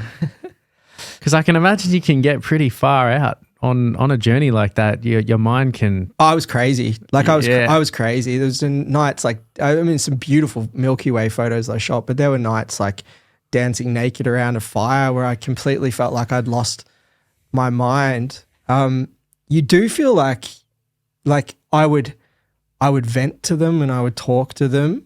But they're also tough and hardy. You know, I've got this amazing it's a story I like to tell people, but like on one of the days of riding, you know, I was riding, Deckard was my riding horse, Tyrell was my horse that I was putting like 40 kilos of gear on, like lifting on tents and stuff like that. So you have a lot of stuff. A lot of stuff. Yeah, well, you got to carry your food too. You got to try and get enough food and your cooking equipment, big camera bags, tripod, you know, all of that stuff. And we came to this small river and Deckard just didn't want to cross. And I'm like, river crossings are quite dangerous with horses, but I'm like, this is a trickle. This is a stream. I can see the bottom, like, and at the start of the ride, Deckard and I had a bit of a like, who's boss here, you know? And he like horses, you have to show who's boss. But he decided he didn't want to go through it, and I made him. And it actually ended up being like a false bottom, and he went in up to his neck. We both did. Snapped the saddle. This is only after like my first 3 days of riding. Whoa. Snapped the saddle, rolled off, the saddle rolled off. Like I managed to keep Tyrell out of the water. And so we had to walk 20 kilometers until we found the nearest ger with a Mongolian family that could help me sew the saddle and stuff. And this was the beautiful Mongolian hospitality as I went through. And finally, like, got it sewed back together. I rode out of their camp and found a camp in amongst some pine trees. And I always like to go up to Deckard and give him a bit of a pat at the end of the evening. They both like to come in and around the fire as well and get a pat. And I leaned into him and I was like, hey man, I'm really sorry. And he kind of just like leaned back and then he headbutted me as hard as he possibly could and nearly broke my nose. So you want to talk about communication? He was just like, you're a dick. You should have listened to me. Don't do that shit again. Don't do that shit again. And like I was bitten and kicked. But overall, like there is a symbiosis that happens, that occurs. And I think this is why equine therapy is such a thing, because I'm such an animal lover. I've spent time photographing animals, but like there is an incredible knowing that goes on between horses and humans. And I don't even know if I really know how to tell that story. I try and honor it a little bit so far in the documentary that I've made. But yeah, I haven't spent a lot of time with horses, but I'm really interested in that relationship because I haven't spent a lot of time with horses. I do find myself asking the question, like, you know, do horses like humans? Like, do they like being ridden by humans? Do they like that relationship? Obviously, you can't speak for all horses and all humans, but with your experience with these horses, do you feel like they enjoyed their time with you? No, I don't. I mean, especially Mongolian horses, I think being so wild, they want to be with the herd and they want to be out there. And like I've never, it's really funny because I'm huge into animal ethics, like, and I'd never really considered it with horses until I saw this process that, you know, it's not like dogs. I don't think horses get the same benefit. I think given the choice, would they eat the hay that we bale or be out on the steppe eating wild grass? They'd be out there eating wild grass, you know. But there is an understanding that happens between human and animal for sure. I definitely felt that. There's definitely a communication. Definitely a communication. Yeah. They let you know. And it was the same, like I slowly started to realize that like Deckard liked to eat pink flowers. And so not on his terms, but on my terms, I would let him go and gorge in the field sometimes, and like he knew. I always felt like he knew that he knew that I cared about him. You know, like and there's a lot to take care of with horses. Like I didn't realize, man, like horses get colic. You can't water them after riding them, and so I was so overwhelmed by my own sense of responsibility for these two animals that, like, you know, they ran away on me one day, and like there's a lot going on. That's pretty dangerous, right? Like if your horses run away and you're in the middle of, like, can you just get left in the middle of nowhere? Yeah, well, I had a mini dry sack with I had an emergency beacon and a couple of. So if you did get stuck, you could just post up for a couple of days and make a call and. Yeah, hopefully. It's hard to know in Mongolia. Like, even on the trip that we were on, like. So when I first started and I was on that trip, we had 14 falls, and someone snapped his femur on the second day and was helicoptered out. Holy fuck. From like a town that was, we had to do a ride, then put him in a van, and then off he went in an old furlong Russian vehicle to get to the local airfield. And so I think like, yeah, horses leaving you, like you can usually, if you're on a goln or a river, it's a Mongolian word for river, you'll find people, and if you find people, you'll be okay generally. Yeah. But it's like if you, I was taught to ride with your shoes undone and stuff, because the real danger is getting dragged, like your shoe not coming off properly or falling out. People die every year from just getting dragged by a horse. I had a couple of real nasty falls that scared me quite a lot, especially I wasn't wearing a helmet, which was really stupid. Yeah. It just didn't look good on photos. I wanted the hat, you know. I fully respect that. Yeah. You're going wild. Yeah. Yeah. Yeah, no, totally. So, I mean, it was a lot of people would say that trip was really stupid. I think it's amazing. I had such a it was life-changing, you know. It's life-changing. How long did that trip span for? 10, 11 months. I was in 11 months. 11 months. So, but that wasn't all in Mongolia. I was in Mongolia for 4 months.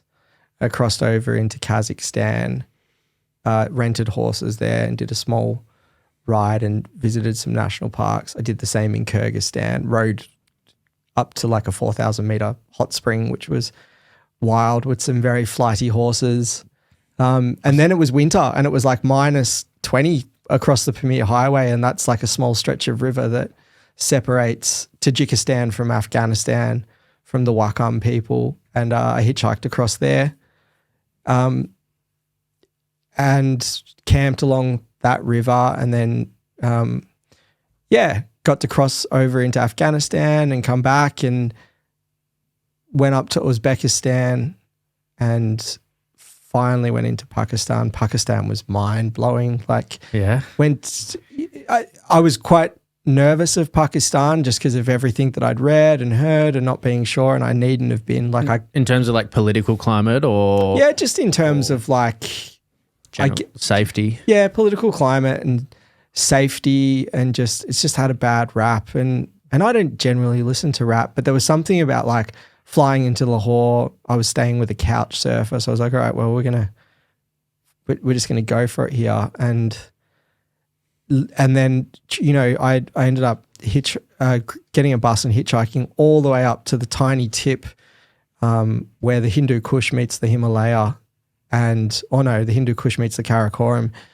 and there's a tiny little pocket 5 kilometers from the border of Afghanistan where this ancient Kalash pagan tribe said to be descendant from Alexander the Great were having their bonfire ceremony with like open grave sites, drinking, like smoking Afghan hash and drinking their apricot wine. And I got to like photograph that and hang out there. And I was just like, dialed in's the right word. It was just like, that was like coming to the end of my trip.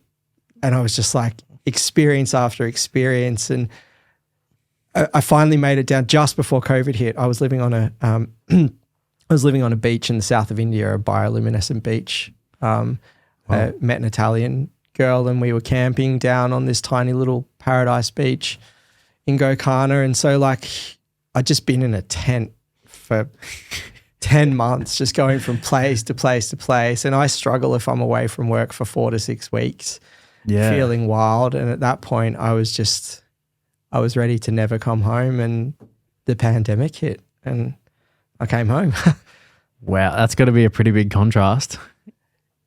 Yeah, well, I mean, like I said to you earlier, like I needed time to integrate. I mean, I'm still integrating. That was like 4 years ago. How do you come back from a trip like that? I feel like it's being that wild for so long has got to permanently change like the way that you feel about everyday life and society. Yeah, it does. I feel like it would do it for me. Yeah, totally. Well, I think my life's kind of an act of constantly reframing how I feel about life and society, you know, and I'm less prone to dichotomizing and saying, you know, like to knowing what travel is for me. And I'm not saying that like,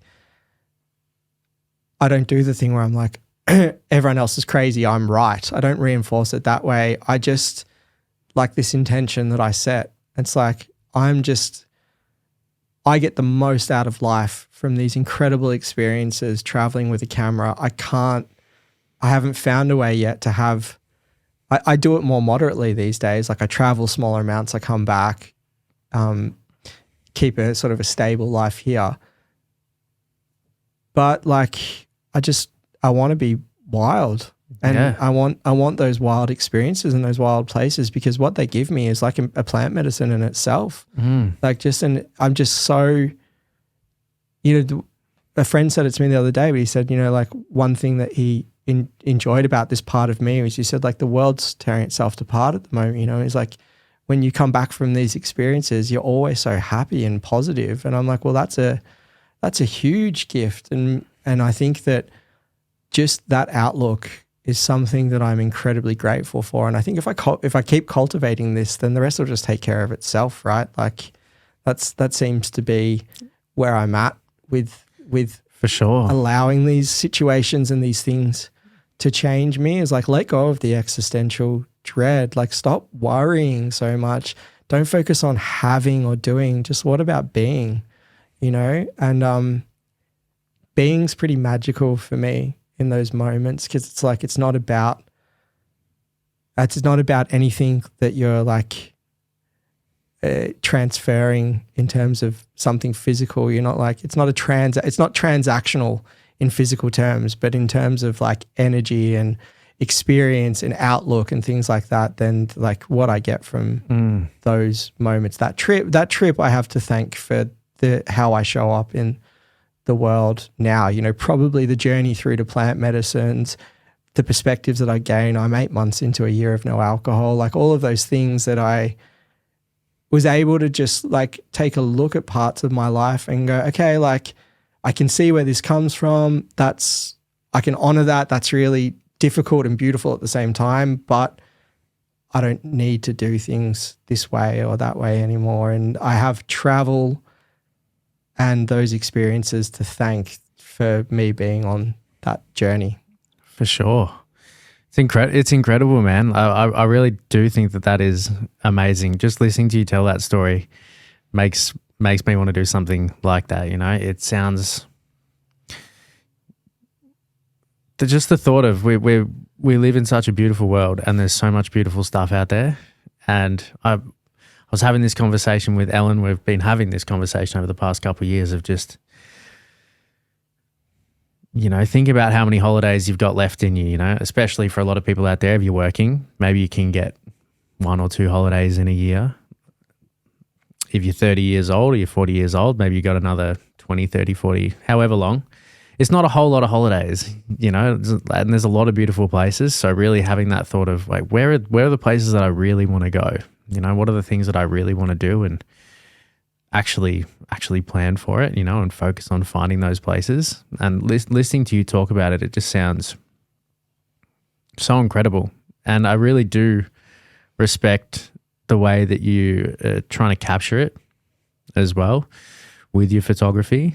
And would you call it cinematography or filming? How would you? Cinematography. Cinematography. the way that I really like that emphasis of capturing what you're seeing, capturing the beauty of what you're seeing, because I think that that's really hard to do. How do you go about approaching, how do you go about approaching filming people and getting like some of those photos of people, because they feel so raw and so personal. And even the thought of me being out on the street and asking someone like, hey, you look amazing right now, I would love to take your picture, I would love to talk to you. That's a nerve-wracking thought. Yeah, totally. How do you capture that? It's always done with someone's permission, and it's always done after spending time with that person. So very rarely, there's a few photos on my portfolio that are done simply for the photo, but most of the time, the people that I've photographed, I've sat there, I've listened to, I've laughed with, I've had a time, just like this. We have a conversation, and it's just like, it's so informal, and it's just like, hey, I love this about you, and it's like, can I quickly take a photo of you? And people are like 100%, and you like might sit there and laugh and smile, and then it's just, hey, boom, and then you show them, and you're like, wow, like it's incredible. And the beautiful thing about people overseas is there's not this redo, and I'm guilty of it too. In Western culture, we're like, my hair's out of place, I got the eye bags here, like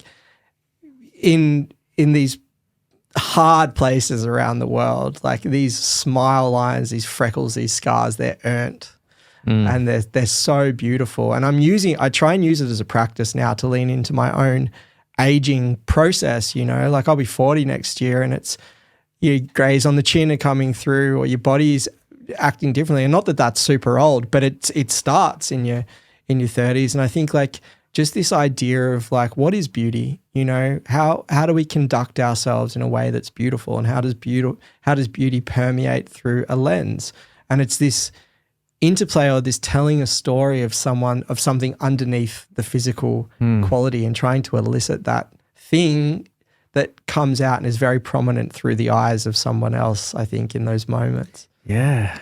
You can really feel it. I can really feel it when I've looked at your work, and one of my first thoughts was, how do you it's hard to capture genuine authenticity, as soon as I've even found it with this, like we got cameras and stuff on us, and as soon as you chuck a camera on, it's kind of like, you do a really good job. You do a really good job. I haven't felt conscious of that at all. So you must be pretty good at it. Oh, thank you. I appreciate it. But it's kind of that same, I've noticed it's kind of that same feeling like what you were talking about in the plant medicine space, or when we're talking about like that secondary part of you that's judging yourself and watching yourself, and the opposite of the flow state, when that's happening.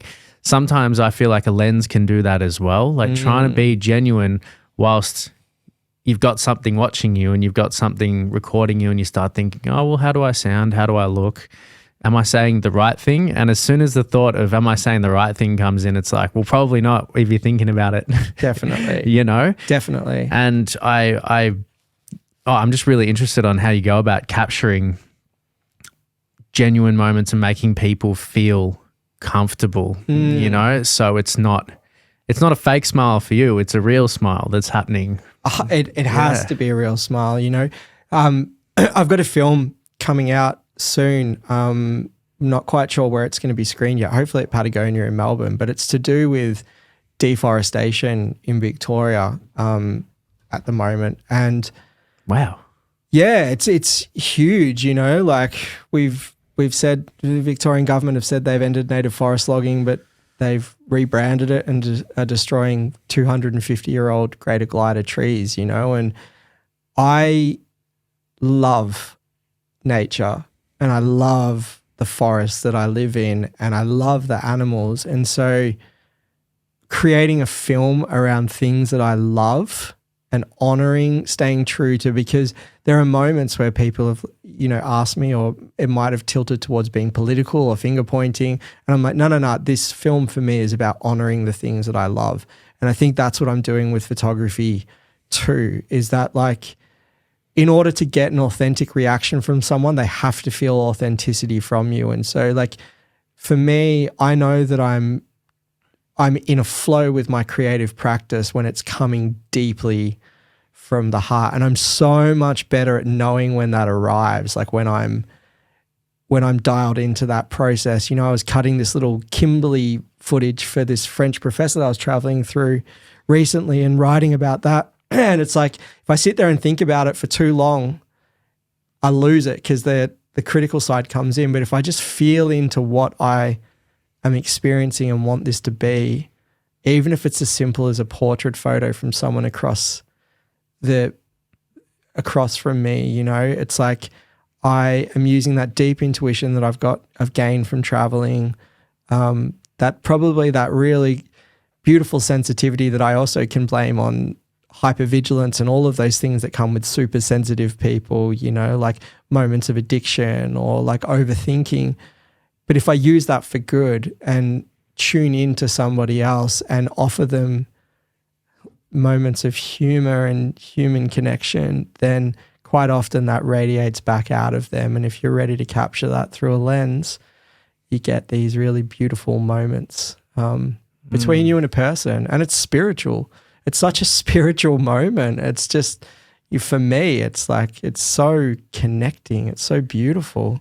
Connecting, that word really resonates with me. Like it is connection on a really deep level. And yeah, connection's my most important word in life. Yeah. Connections. Yeah. I think it's the most important thing. Yeah. And it's hard to cultivate. Well, it's not hard to cultivate, but it's not cultivated often enough. I think I can build connection with people that I want to quite easily because I try to practice it a lot. But at the same time, it's very easy to not do it.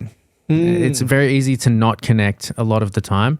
And sitting down and having a conversation like this is, you know, I would love it to be commonplace for a lot of people. And some people listening to me right now will be like, well, yeah, fucking oath. I have conversations like this all the time. But I know a lot of people don't have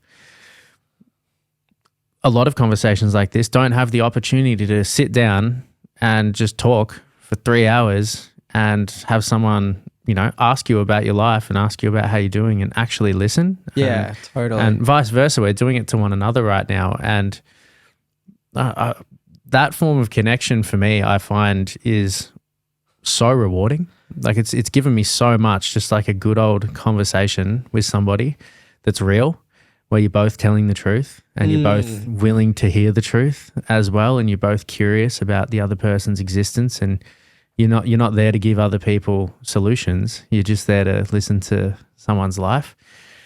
And it's so good. Isn't it interesting that authenticity is just connection to self? It is just our connection with ourself.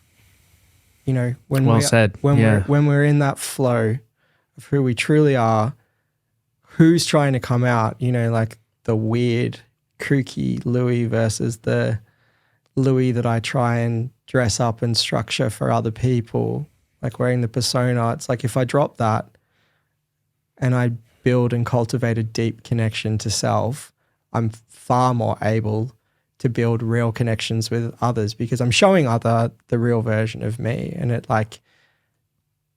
stimulates that same in other people. It's like, hey, here I really am. Where are you? And they're like, hey, I'm here. And it's beautiful. And I only know that because I've had it done to me so many times through my travels by incredibly beautiful, silly, fun people that I don't even understand what they're saying. Yeah. Like they're just laughing at me or pointing, or like I'm laughing at myself, you know, trying to drink fizzy horse milk and it's coming out my nose or something. So it's I don't know. I used the word spiritual before, and I truly believe it. It's like in those moments, in those realizations, connection with yourself and other is a truly spiritual experience. And I think that's what we get from plant medicine too, isn't it? It's like you're cultivating that connection to self. You're looking at those deep parts of you that you've pushed down or you've hidden away, and they come back and they're like, no, I'm here to be listened to and integrated. And you're like, oh yeah, that's a deep part of me that I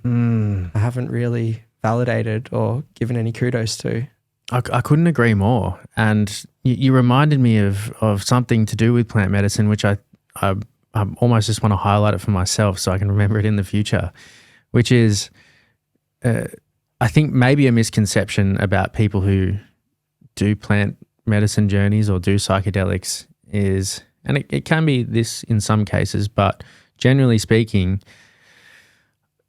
I feel like there's this misconception that, you need the substance to be able to find authenticity, or you need the substance, you have to rely on a substance to find that connection. And I don't agree with that at all. Like I've found that a lot of times under certain journeys, it's lit the path or shown me how to truly connect with someone on a deeper level that I don't know whether I would have found it without that journey, or to connect with myself.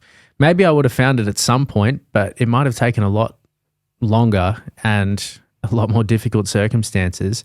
But what's incredible about it is it's not left within the journey. You know, I've really found that it's, you know, once the path is written and you've walked that path on the journey, you don't need the substance to do it anymore. Like you don't if you don't want to, it shows you how to communicate with yourself in a certain way. And once you've seen it once, yeah, medicine's not medicine if it doesn't work, right? Like once you've had it, and like it's completely beautiful. And I think that's also a really important factor when we look at how this is going to be used going forward in society, because it's like, you can say whatever you want about the experience. You can reduce it to however you'd like to, whether you want to talk about it as, you know, like chemicals in the brain, or you want to talk about spirits come and visiting. Like there are many different ways that people speak about this experience. What's the most interesting to me is, how do people operate in the world after taking it? Like how do they reframe their trauma to themselves? How do they like treat other people? How do they treat themselves? And what we see out of these experiences, and one of the things that I drew it to me, is this incredible amount of healing.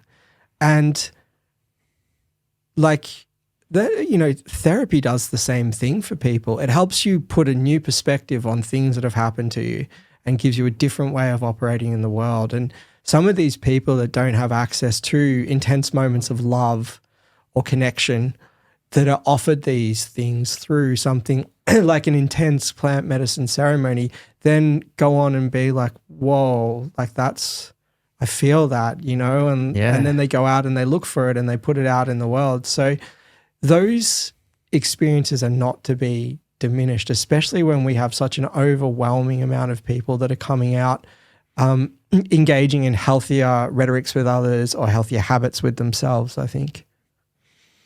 Yeah, man, it seems like it's all leading to this search for truth in some way or another, you know, like the real stuff that's underneath it all.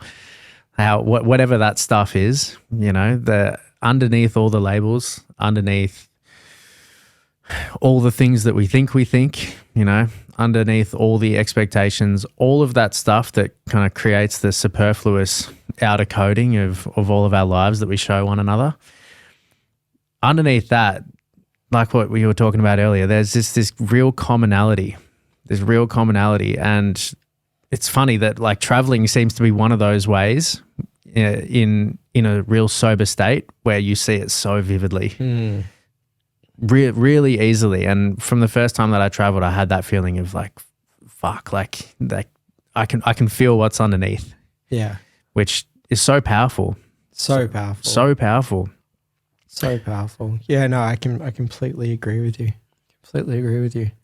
When we met, you were on this mission throughout the middle of Australia with traveling with what were you doing? You've done all this cool stuff and this sounded very cool. Are you creating a film out of this or something like that? Nah, not a film.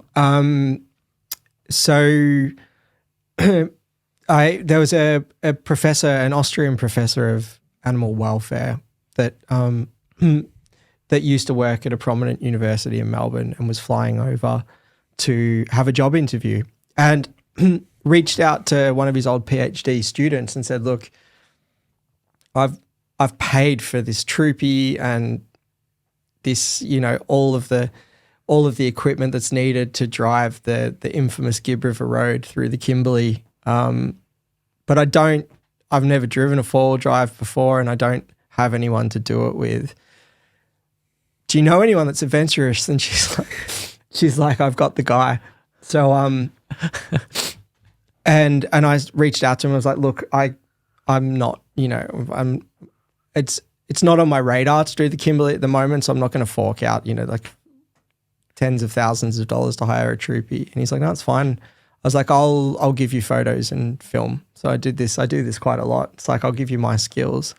So I just released I don't know if you saw it, like a little 6-minute video for him that was made for him, but it's also just this, like most of my stuff, just a beautiful story about two people becoming friends in one of the most incredible parts of Australia, and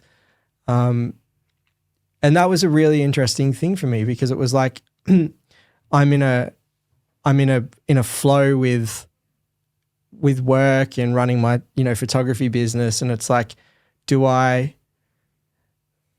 just stop working for 4? I can, like, I can just stop working for 4 weeks and go on this adventure. But like, I've been battling with this thing since coming home from Mongolia. And this year I've just been like, you're not working full time, but you're not really taking up these adventures again. So I was like, no, I'm going to do it. And it was incredible. Like, it was absolutely incredible. I got there and I was just like, all of this self-questioning that I've done over 4 years. I'm so happy I spent the last 4 years healing and working on some things, because now I'm not compelled to travel, but I choose to travel. And that's a very different experience. And I'm like, I'm going to do this. We had the best time. Give yourself permission. Yeah, exactly. Yeah. And I can just feel, when I have these experiences, the me that comes home is so different. It's just like all of the existential dread that I carry about, I got to do this, and I'm not sure if, like, I got to, I got to put money here, and I got to worry about this. And fear was the huge thing I wanted to, it was just like, stop being afraid. Yeah. Because like,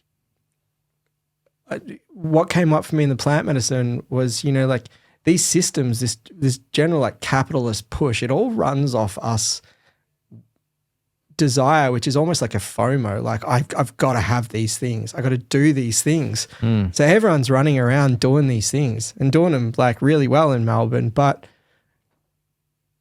for me, it's not what I want to do. I want to have these experiences. So it's like, drop the fear, have the experience, stop worrying about the other things. And that leading into the ceremony was just an incredible run up, because I just got to live in a tent and be wild. And for me, it's always like, what is the most important thing to you, Lewi? And it's like, it's being out there doing this stuff, meeting these Indigenous people, experiencing the landscape. And when I look at things, I mean, I read a lot of philosophy. I love philosophy, and you look at the world, and I know travel gets a bad rap sometimes, as in people think it's quite a hedonistic, privileged activity. And it can be both of those things. It's certainly very privileged, but even to just walk across the land in Australia or spend time in a tent, it's like, when we take ourselves outside of the pressures and societal expectations and just look at, like, we're in a little rock hurtling through space. It's, it's this Carl Sagan pale blue dot sort of mentality. It's like, for me, like, I got, I don't know, like 70 years, be conservative about it. It's like, there's so much beautiful stuff out there. Yeah. I just want to, I want to go see the waterfalls, bag the peaks, run the rivers. Like, it's just kind of always been who I am, and I flow in that space. So it's been wonderful, to do that. Wow.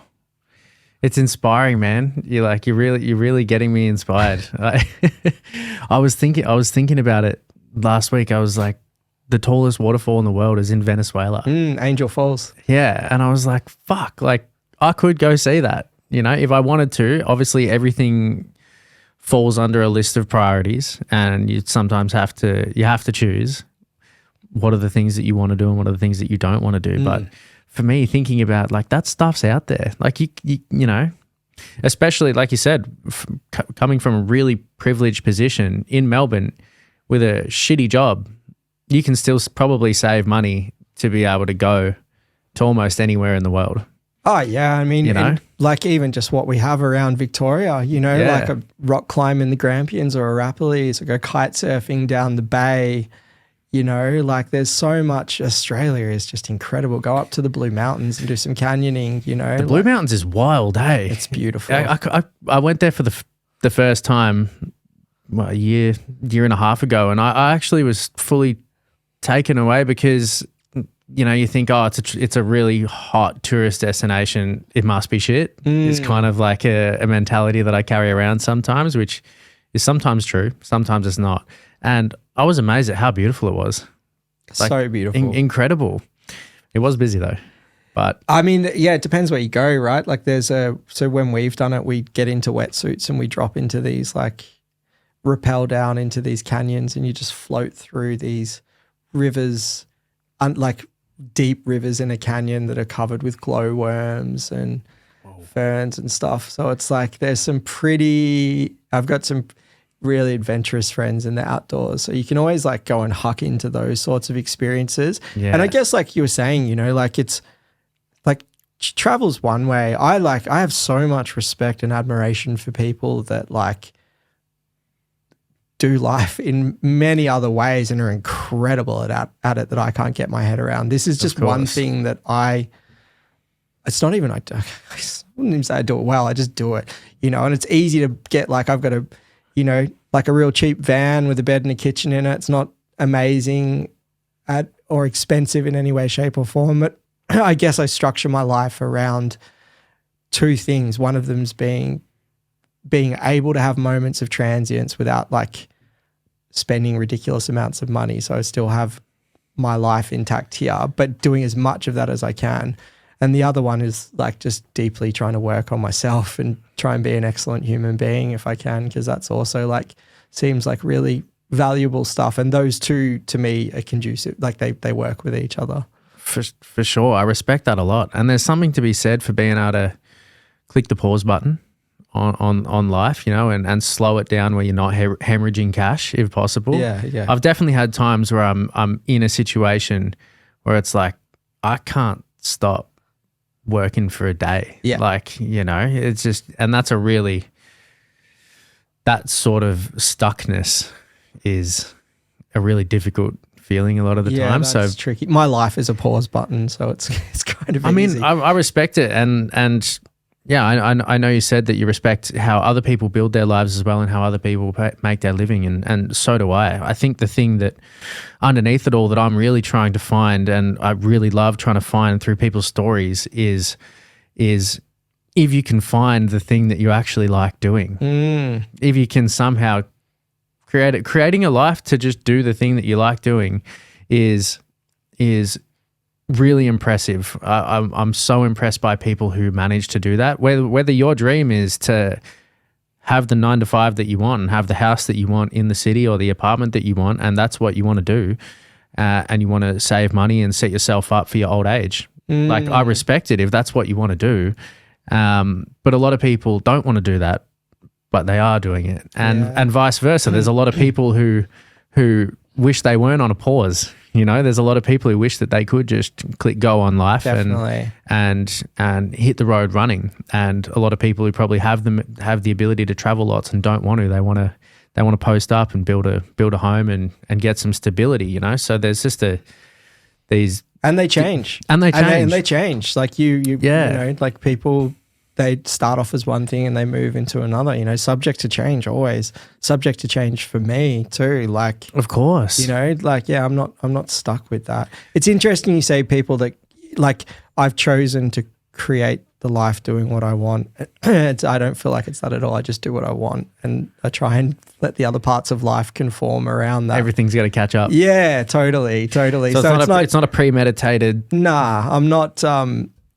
Yeah, that would seem way more stylish and practical, but it's not. I think it's one of the things I've come to love about me, but it's just that I have this really innate, entrenched drive that has got me out of, go way back to when I was super young. You know, it's got me out of these situations, and I don't always understand why it's there, but it's an inner rebel. And it rebels against me too. So it continues to rebel. And so it's just like, we're going to do what you really like, and the rest of you is going to have to catch up to that. And I'm just getting better at listening to that part of me.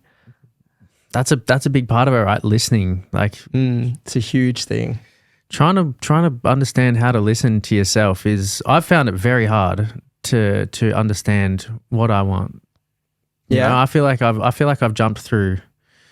I wanted to do a million things before I found the thing that I'm doing right now, and who knows how long I want to do this for. But I've had a lot of times where I'm like, this is it, and you do a little bit of it, you learn a little bit more about it, you live that way a little bit more, and then it's like, oh fuck, no, that wasn't it. Nah, but you're in it. But you're in it, right? And that was that, like, coming back to that balance is a movement between two things. It's like I didn't pick up my camera and take a shot that was in Africa Geographic straight away, you know, like that took me ages to be able to get to that point. And I'm still like not even sure if that's my thing. It's just a constant, like, when you listen to that thing, it's about, I feel like it's about the being rather than having. It's like that it's what do I want to do right now? And you're in that, you're creating. I mean, this is pretty creative. It's pretty well done. We're getting there. You're here and you're doing it. And like, you'll change. Like you'll reiterate this. It might you might have a conversation that pushes you in a different direction. And it's like, all of this is creating who you are becoming. And I think when you look at it that way, you become less concerned with the outcome, and you have far more gratitude for the process of just being like, oh man, like I'm building this. Who knows what's coming? Like we're in for a ride. Yeah. You know, and that's that mindset again, creates everything. Yeah, man. And it really does tie into when you were saying that these really obvious thoughts that you know, even like trust the process is I couldn't tell you how many times I've heard people say that, you know, it's not about the destination, it's about the journey. The process is, you know, every step of the way is the way. Like that's the way it's meant to go. Like one day you'll look back and the dots will connect. Yeah. Like that why you did that and why you did this, it all had to happen. And I would love to say that I feel like that all the time. You know, I'm lucky enough that I have that experience a lot where I'm in it and I'm like, yeah, fuck yeah. Like I can see why it's all happening. But then there's the turbulent times or the confusing times where it's like, fuck, is any of this right? I don't know. Yeah, I get lost. I get lost in the same thought cycle. And it was really important for me moving away from a dogmatic religion. I moved heavily into science. Yeah. And then I've had to I realized that was just a pendulum into some other form of something that quelled my existential dread. And so I've come back, and you have these terms, and I have this like rhetoric with my therapist all the time where I'm like, you know, is this the way it actually is, or is this just said to help ease our troubles? And it's like, as soon as I try and explain it that way, I lose the magic of it. So it's like, you know, she always says to me, like, are you in flow? And it doesn't really matter if these things are true because they're reality true, or they're true because they help you move through the turbulent times. The metric for whether that's working is it useful? Is it a useful attitude to be on your own case all the time? And that was the perspective I gained through the plant medicine ceremony. It was just like, oh, imagine like how much energy you're going to free up if you just get off your back. I'm like, yeah.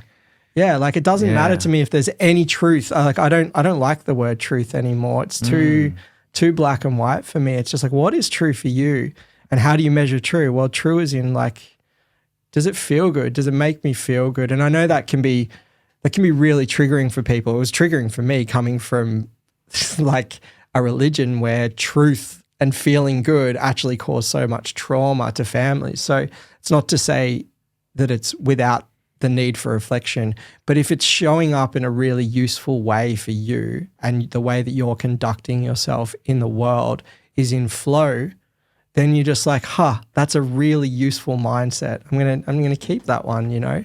And that to me is exactly what I've been looking at in terms of like optimism perspective, you know? It's like, like this is just really useful for me, you know? I get more done.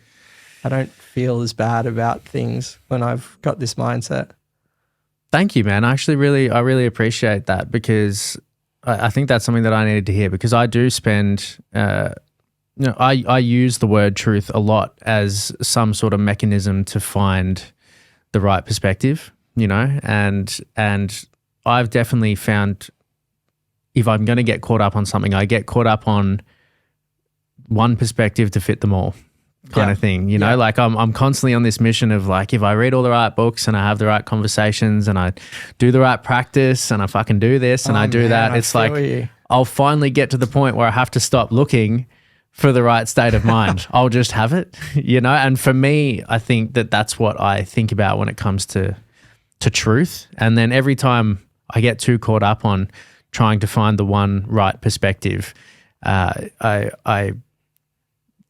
that never works, and I always have to be like, well, there's a perspective for this time, and there's a perspective for another time. Yeah, totally, totally. And like to bring it back to that thing that I was gifted in this last ceremony, like I've done the same thing forever. Like when you swing out of religion and you go into science, it's like I'm gonna stave off stuff with truth. This is the way that. Like, this is the way that it is. And then I slowly started to realize that truth wasn't truth. Truth was just a way for me to feel like I'd anchored myself in the correct consensus reality. And I remember like in every experience I have, whether I have like a numinous experience where I feel connected in the forest, I feel very connected to the Dandenong Ranges, my home. I love that forest, you know? I walk around, I talk to the birds, and I feel like the trees are, you know, like big elders there. And I can get lost in like, you know, reading science of trees and working out, is this experience true? Like, what's this? And then again, in my plant medicine ceremony, it was just like, why are you cheating yourself out of your experience of the universe? Like, why do you have to justify it anywhere? Like, why don't you listen to your experience of something first and foremost, then worry about filling in the gaps? Because it's like I always try to make what I think valid by looking at other people's perspectives. Well, like really, I think the perspective that I should be honoring the most is my own experience, like this wisdom of what I'm experiencing in the world and trying to tap into that. And when I can do that, that's when my flow state's the strongest because I'm just so dialed in. And it's like I'm working out how to make this work for me. I'm not taking somebody else's perspective and trying to shove myself into it anymore. Well, it's a trust building process. Or does it feel like a trust building process for you? Because to put faith in your own perspective requires an immense amount of trust. 100%. Yeah. 100% it does. And when you, I don't know, like, I don't know if I just had a deep sense of trust when I was young in myself that helped me escape certain attitudes. Because when you're young, you've got an entire community telling you it's the wrong way, you know, like it's pretty scary. And I think that like part of the, I mean, there's a huge journey, you know, part of what Gabor Mate talks about is that we disconnect with our authenticity, our sense of self. It wasn't very long after that experience that I got my autoimmune disease, you know, and it was like, you know, the dots that are starting to be connected now with autoimmunity as event-based things, especially type 1 diabetes, are like when we disconnect, we shut off, we armor ourselves somatically we put our body through intense amounts of stress. Yeah. And this idea of like self-trust, like, no, that's obviously not what I'm still battling with that, because that's the thing watching me going, whoa, like, are you behaving right? Like, yeah. And so I think leaning into a sense of being okay with who you are and being all right with your experience, like it's a pretty big journey. It's probably like a very archetypal journey that's even mentioned in religious texts. Like, it's the journey. Yeah, I think so. In a lot of ways. It's felt like the journey for me. That one is so hard. When you probably found it with traveling, and because you've gone off, and I don't want to speak in your words, but I wonder if you do feel like this, because you've gone off and you've done some pretty extreme shit that most people wouldn't do. I can imagine you've gotten a bit of pushback from people, like fucking, like telling me not to do it. Yeah. Yeah. There are like, it's funny. Were you like a reflection of people because they were like, well, I wouldn't do that, so maybe I should tell you not to do it? I mean, in so many different ways. Like, if it's not a projection on, like, you know, I had someone tell me that there was sections of Pakistan where I had like commandos knock on the door at 3 a.m. and police escort me through parts of town for 3 days, you know, 3 days in trucks where you were going through ex-Taliban controlled regions. I didn't feel unsafe at any of the time, and the people were amazing, but I had people comment on that and comment on Islamic fundamentalism and things like that. And actually, my experience of Islam in Central Asia and like traditional old Islam was incredibly beautiful and welcoming, you know. So you have people project their fears onto that situation. It's not just in the places that you go, it's in your life choices as well. People are like, hey man, like, I mean, what was like a journalist in Tanzania was talking to me when I was there doing a documentary, and he was like, yeah, you know, you got to grow up soon. I was like, ooh, you know, what does growing up look like to you? Yeah. You know? And so I think, you know, this whole idea of projection, people projecting their fears onto you, and that happens a lot, and it happens a lot. And you do it to yourself here as well. Like in Melbourne, it's easy. When you're in the Kimberley, away from everyone, or in Tanzania or in Pakistan, like you don't give a shit what anyone else thinks. But when you come home, and it's not that people are doing it, but people just by the way that they live, you know, they're talking about their third property that they've invested in, or the child and things like that. And you start to do it yourself. Like, you start to project like fear out there as well. And so it's, fear's real, whether it's from other people or like quite often it's from yourself. So yeah, trying to find the, I use the word truth, but yeah, trying to find the how you feel underneath the noise is I really respect people who manage to do that. I really do. I think it's because I want to be able to do that all the time. I hope you're not talking about me. I wouldn't say I've managed to do that. I'm forever evolving in that process for sure. I like people. I like watching that process happen, and people who are taking part in that process. I guess everybody's doing it in some way, right? And I respect seeing it. And it's actually interesting that we're talking about truth, because one of the biggest things that I got out of ayahuasca ceremony was I normally try and my normal mind looks at things and situations and is trying to find the singularity. Was it good or was it bad? You know, do I like it? Do I dislike it? Do I love them? Do I not love them? So on and so forth, right? And because that weekend was so intense, and there was so many things that were so beautiful and so amazing, and there were so many things that were so difficult and so hard that I was trying to have that thought of like, did I have a good time or did I have a bad time? And it was like really getting in my head. I was struggling with it, and it's like, it's okay to, both can be true at the same time. Like more things can be true. Yeah. Well, I mean, it's come up, both things can be true is like, I think about it so much. I've talked about it with so many friends. It's like, the more I lean into how difficult things are in the world, like how dark they can be, the more beautiful it is too. It's like it's like impermanence makes moments of beauty so beautiful because it's fleeting and they're going to be gone soon. And it's that idea that there's so much to focus on in the world that is dark and difficult, and it's not one or the other. Like the more you deepen your capacity to hold the darkness and the things that are really difficult, the more beauty you have as well. They seem to be like related. Yeah. And you know, like there's so much ancient wisdom on non-duality. So it's like splitting things into good and bad experiences is, I mean, it was everywhere for me as like, you know, right, wrong. Jehovah's Witnesses call their belief truth. They say, we have the truth. You don't. Believer, unbeliever.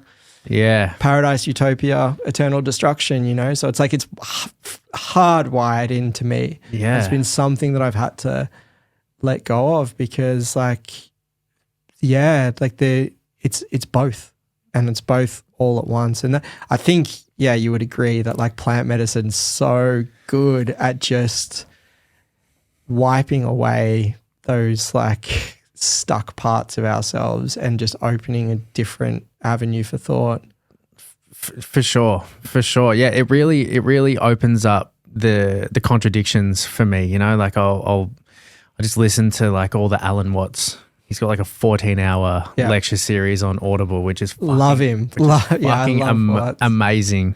He speaks so well, and so many of the cool stories that he brings up is built around a contradiction. Kind of this point of like, fuck, that doesn't make sense until it's like a contradiction normally feels like it's two truths that couldn't possibly exist at the same time. Yeah. So which one's right?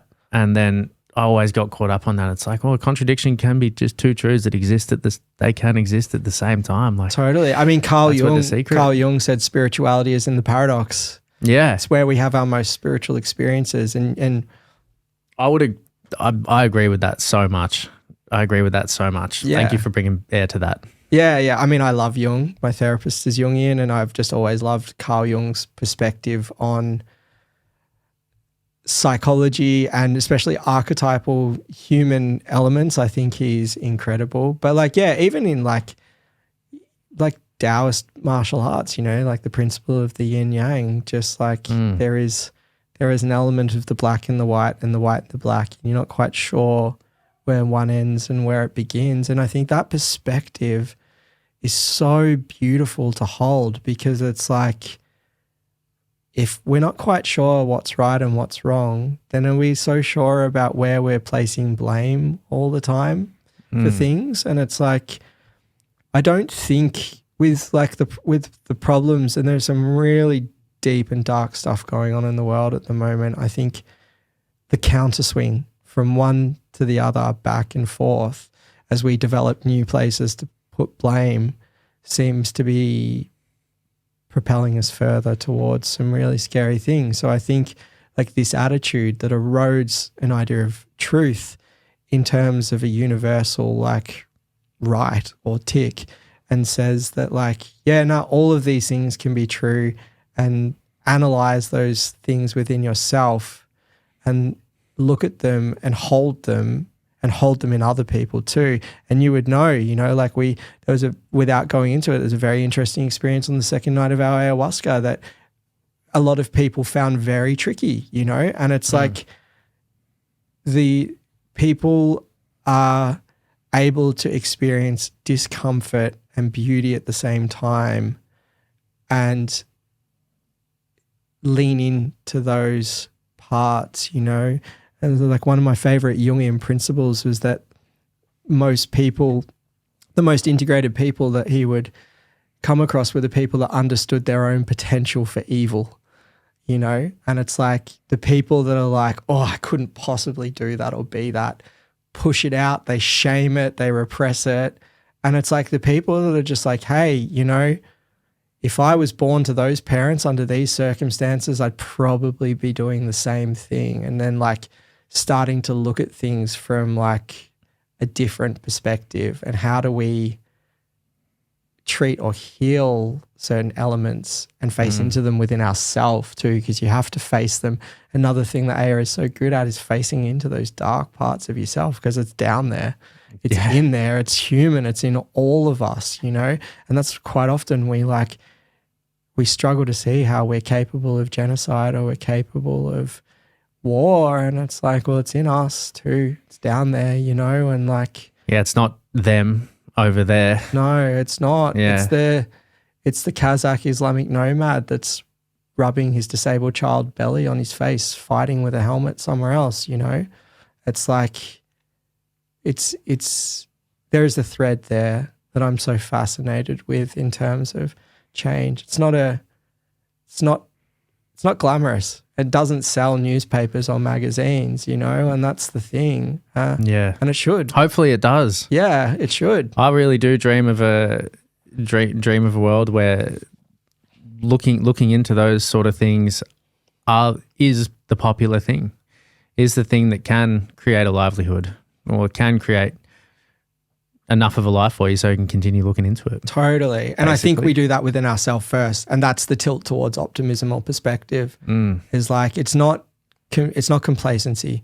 It doesn't mean that you're tuning out or you're ignoring. It just means that like you're holding that really difficult thing within you and you're also looking for moments of beauty. And it doesn't mean that you don't remember or use every single opportunity that you can to create change for a better world.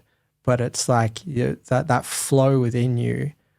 If you're not inspired and hopeful and joyful about the potential, like then I think you're gonna have a really hard time, like trying to really connect with change in a way that's meaningful for you, that you can sustain as well. But yeah, I think that's currently how I feel about it anyway. Yeah. It's a good perspective, man, and I really respect the things that you're thinking about.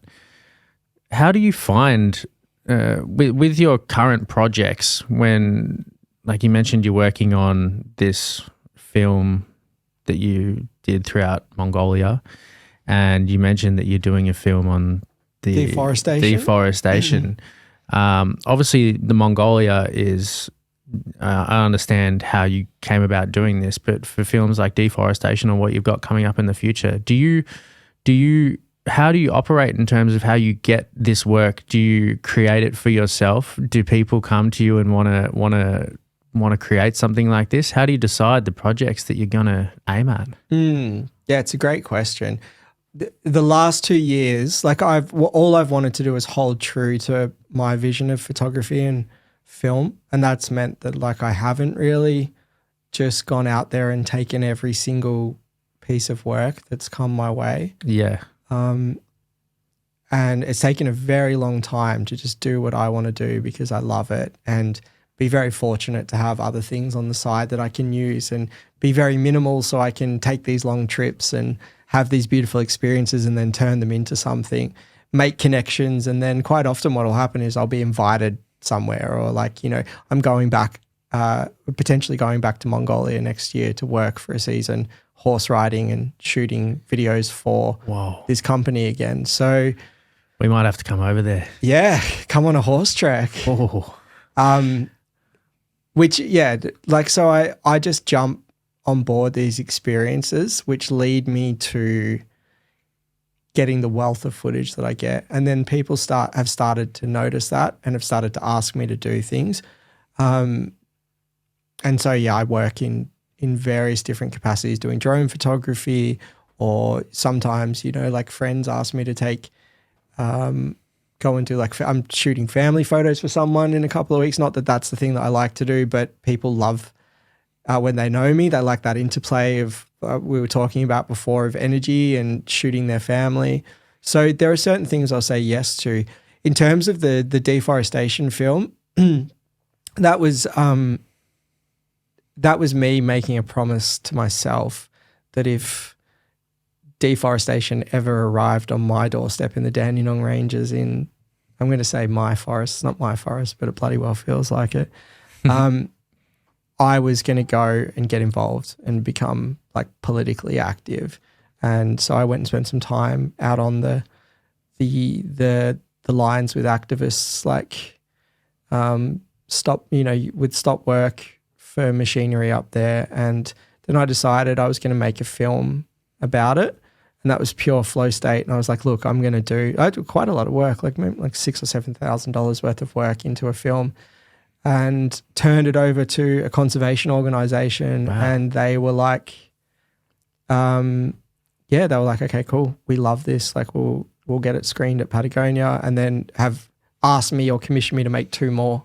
So that's kind of really? Yeah. So Fuck yes. So it's just having the freedom and the flexibility to say yes to things, you know, I've picked up so much work from people that have just seen my Kimberley shots, you know, not work within that area, just work elsewhere. So it's like, for me, it just feels like the more I do stuff I love, the more opportunities present themselves, and the more I've just got to be ready to say yes to those things wherever they take me. And then I kind of realized that the way that I've structured my life is kind of really nicely suited towards like disappearing for 2 months, going and having these adventures which pay for themselves or are paid, and then coming home and sliding back into life and giving myself little moments of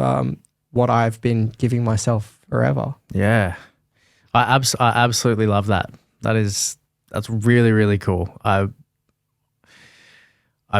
find it amazing how those synchronicities begin to line up whenever I hear people start talking about, you know, following their passion or however else you would like to say it, because I know that there's different views on whether you should follow your passion or whether you should follow money first. And I like to believe that following your passion does have some sort of universal payoff, and someone's looking out for you, people who are trying to do that.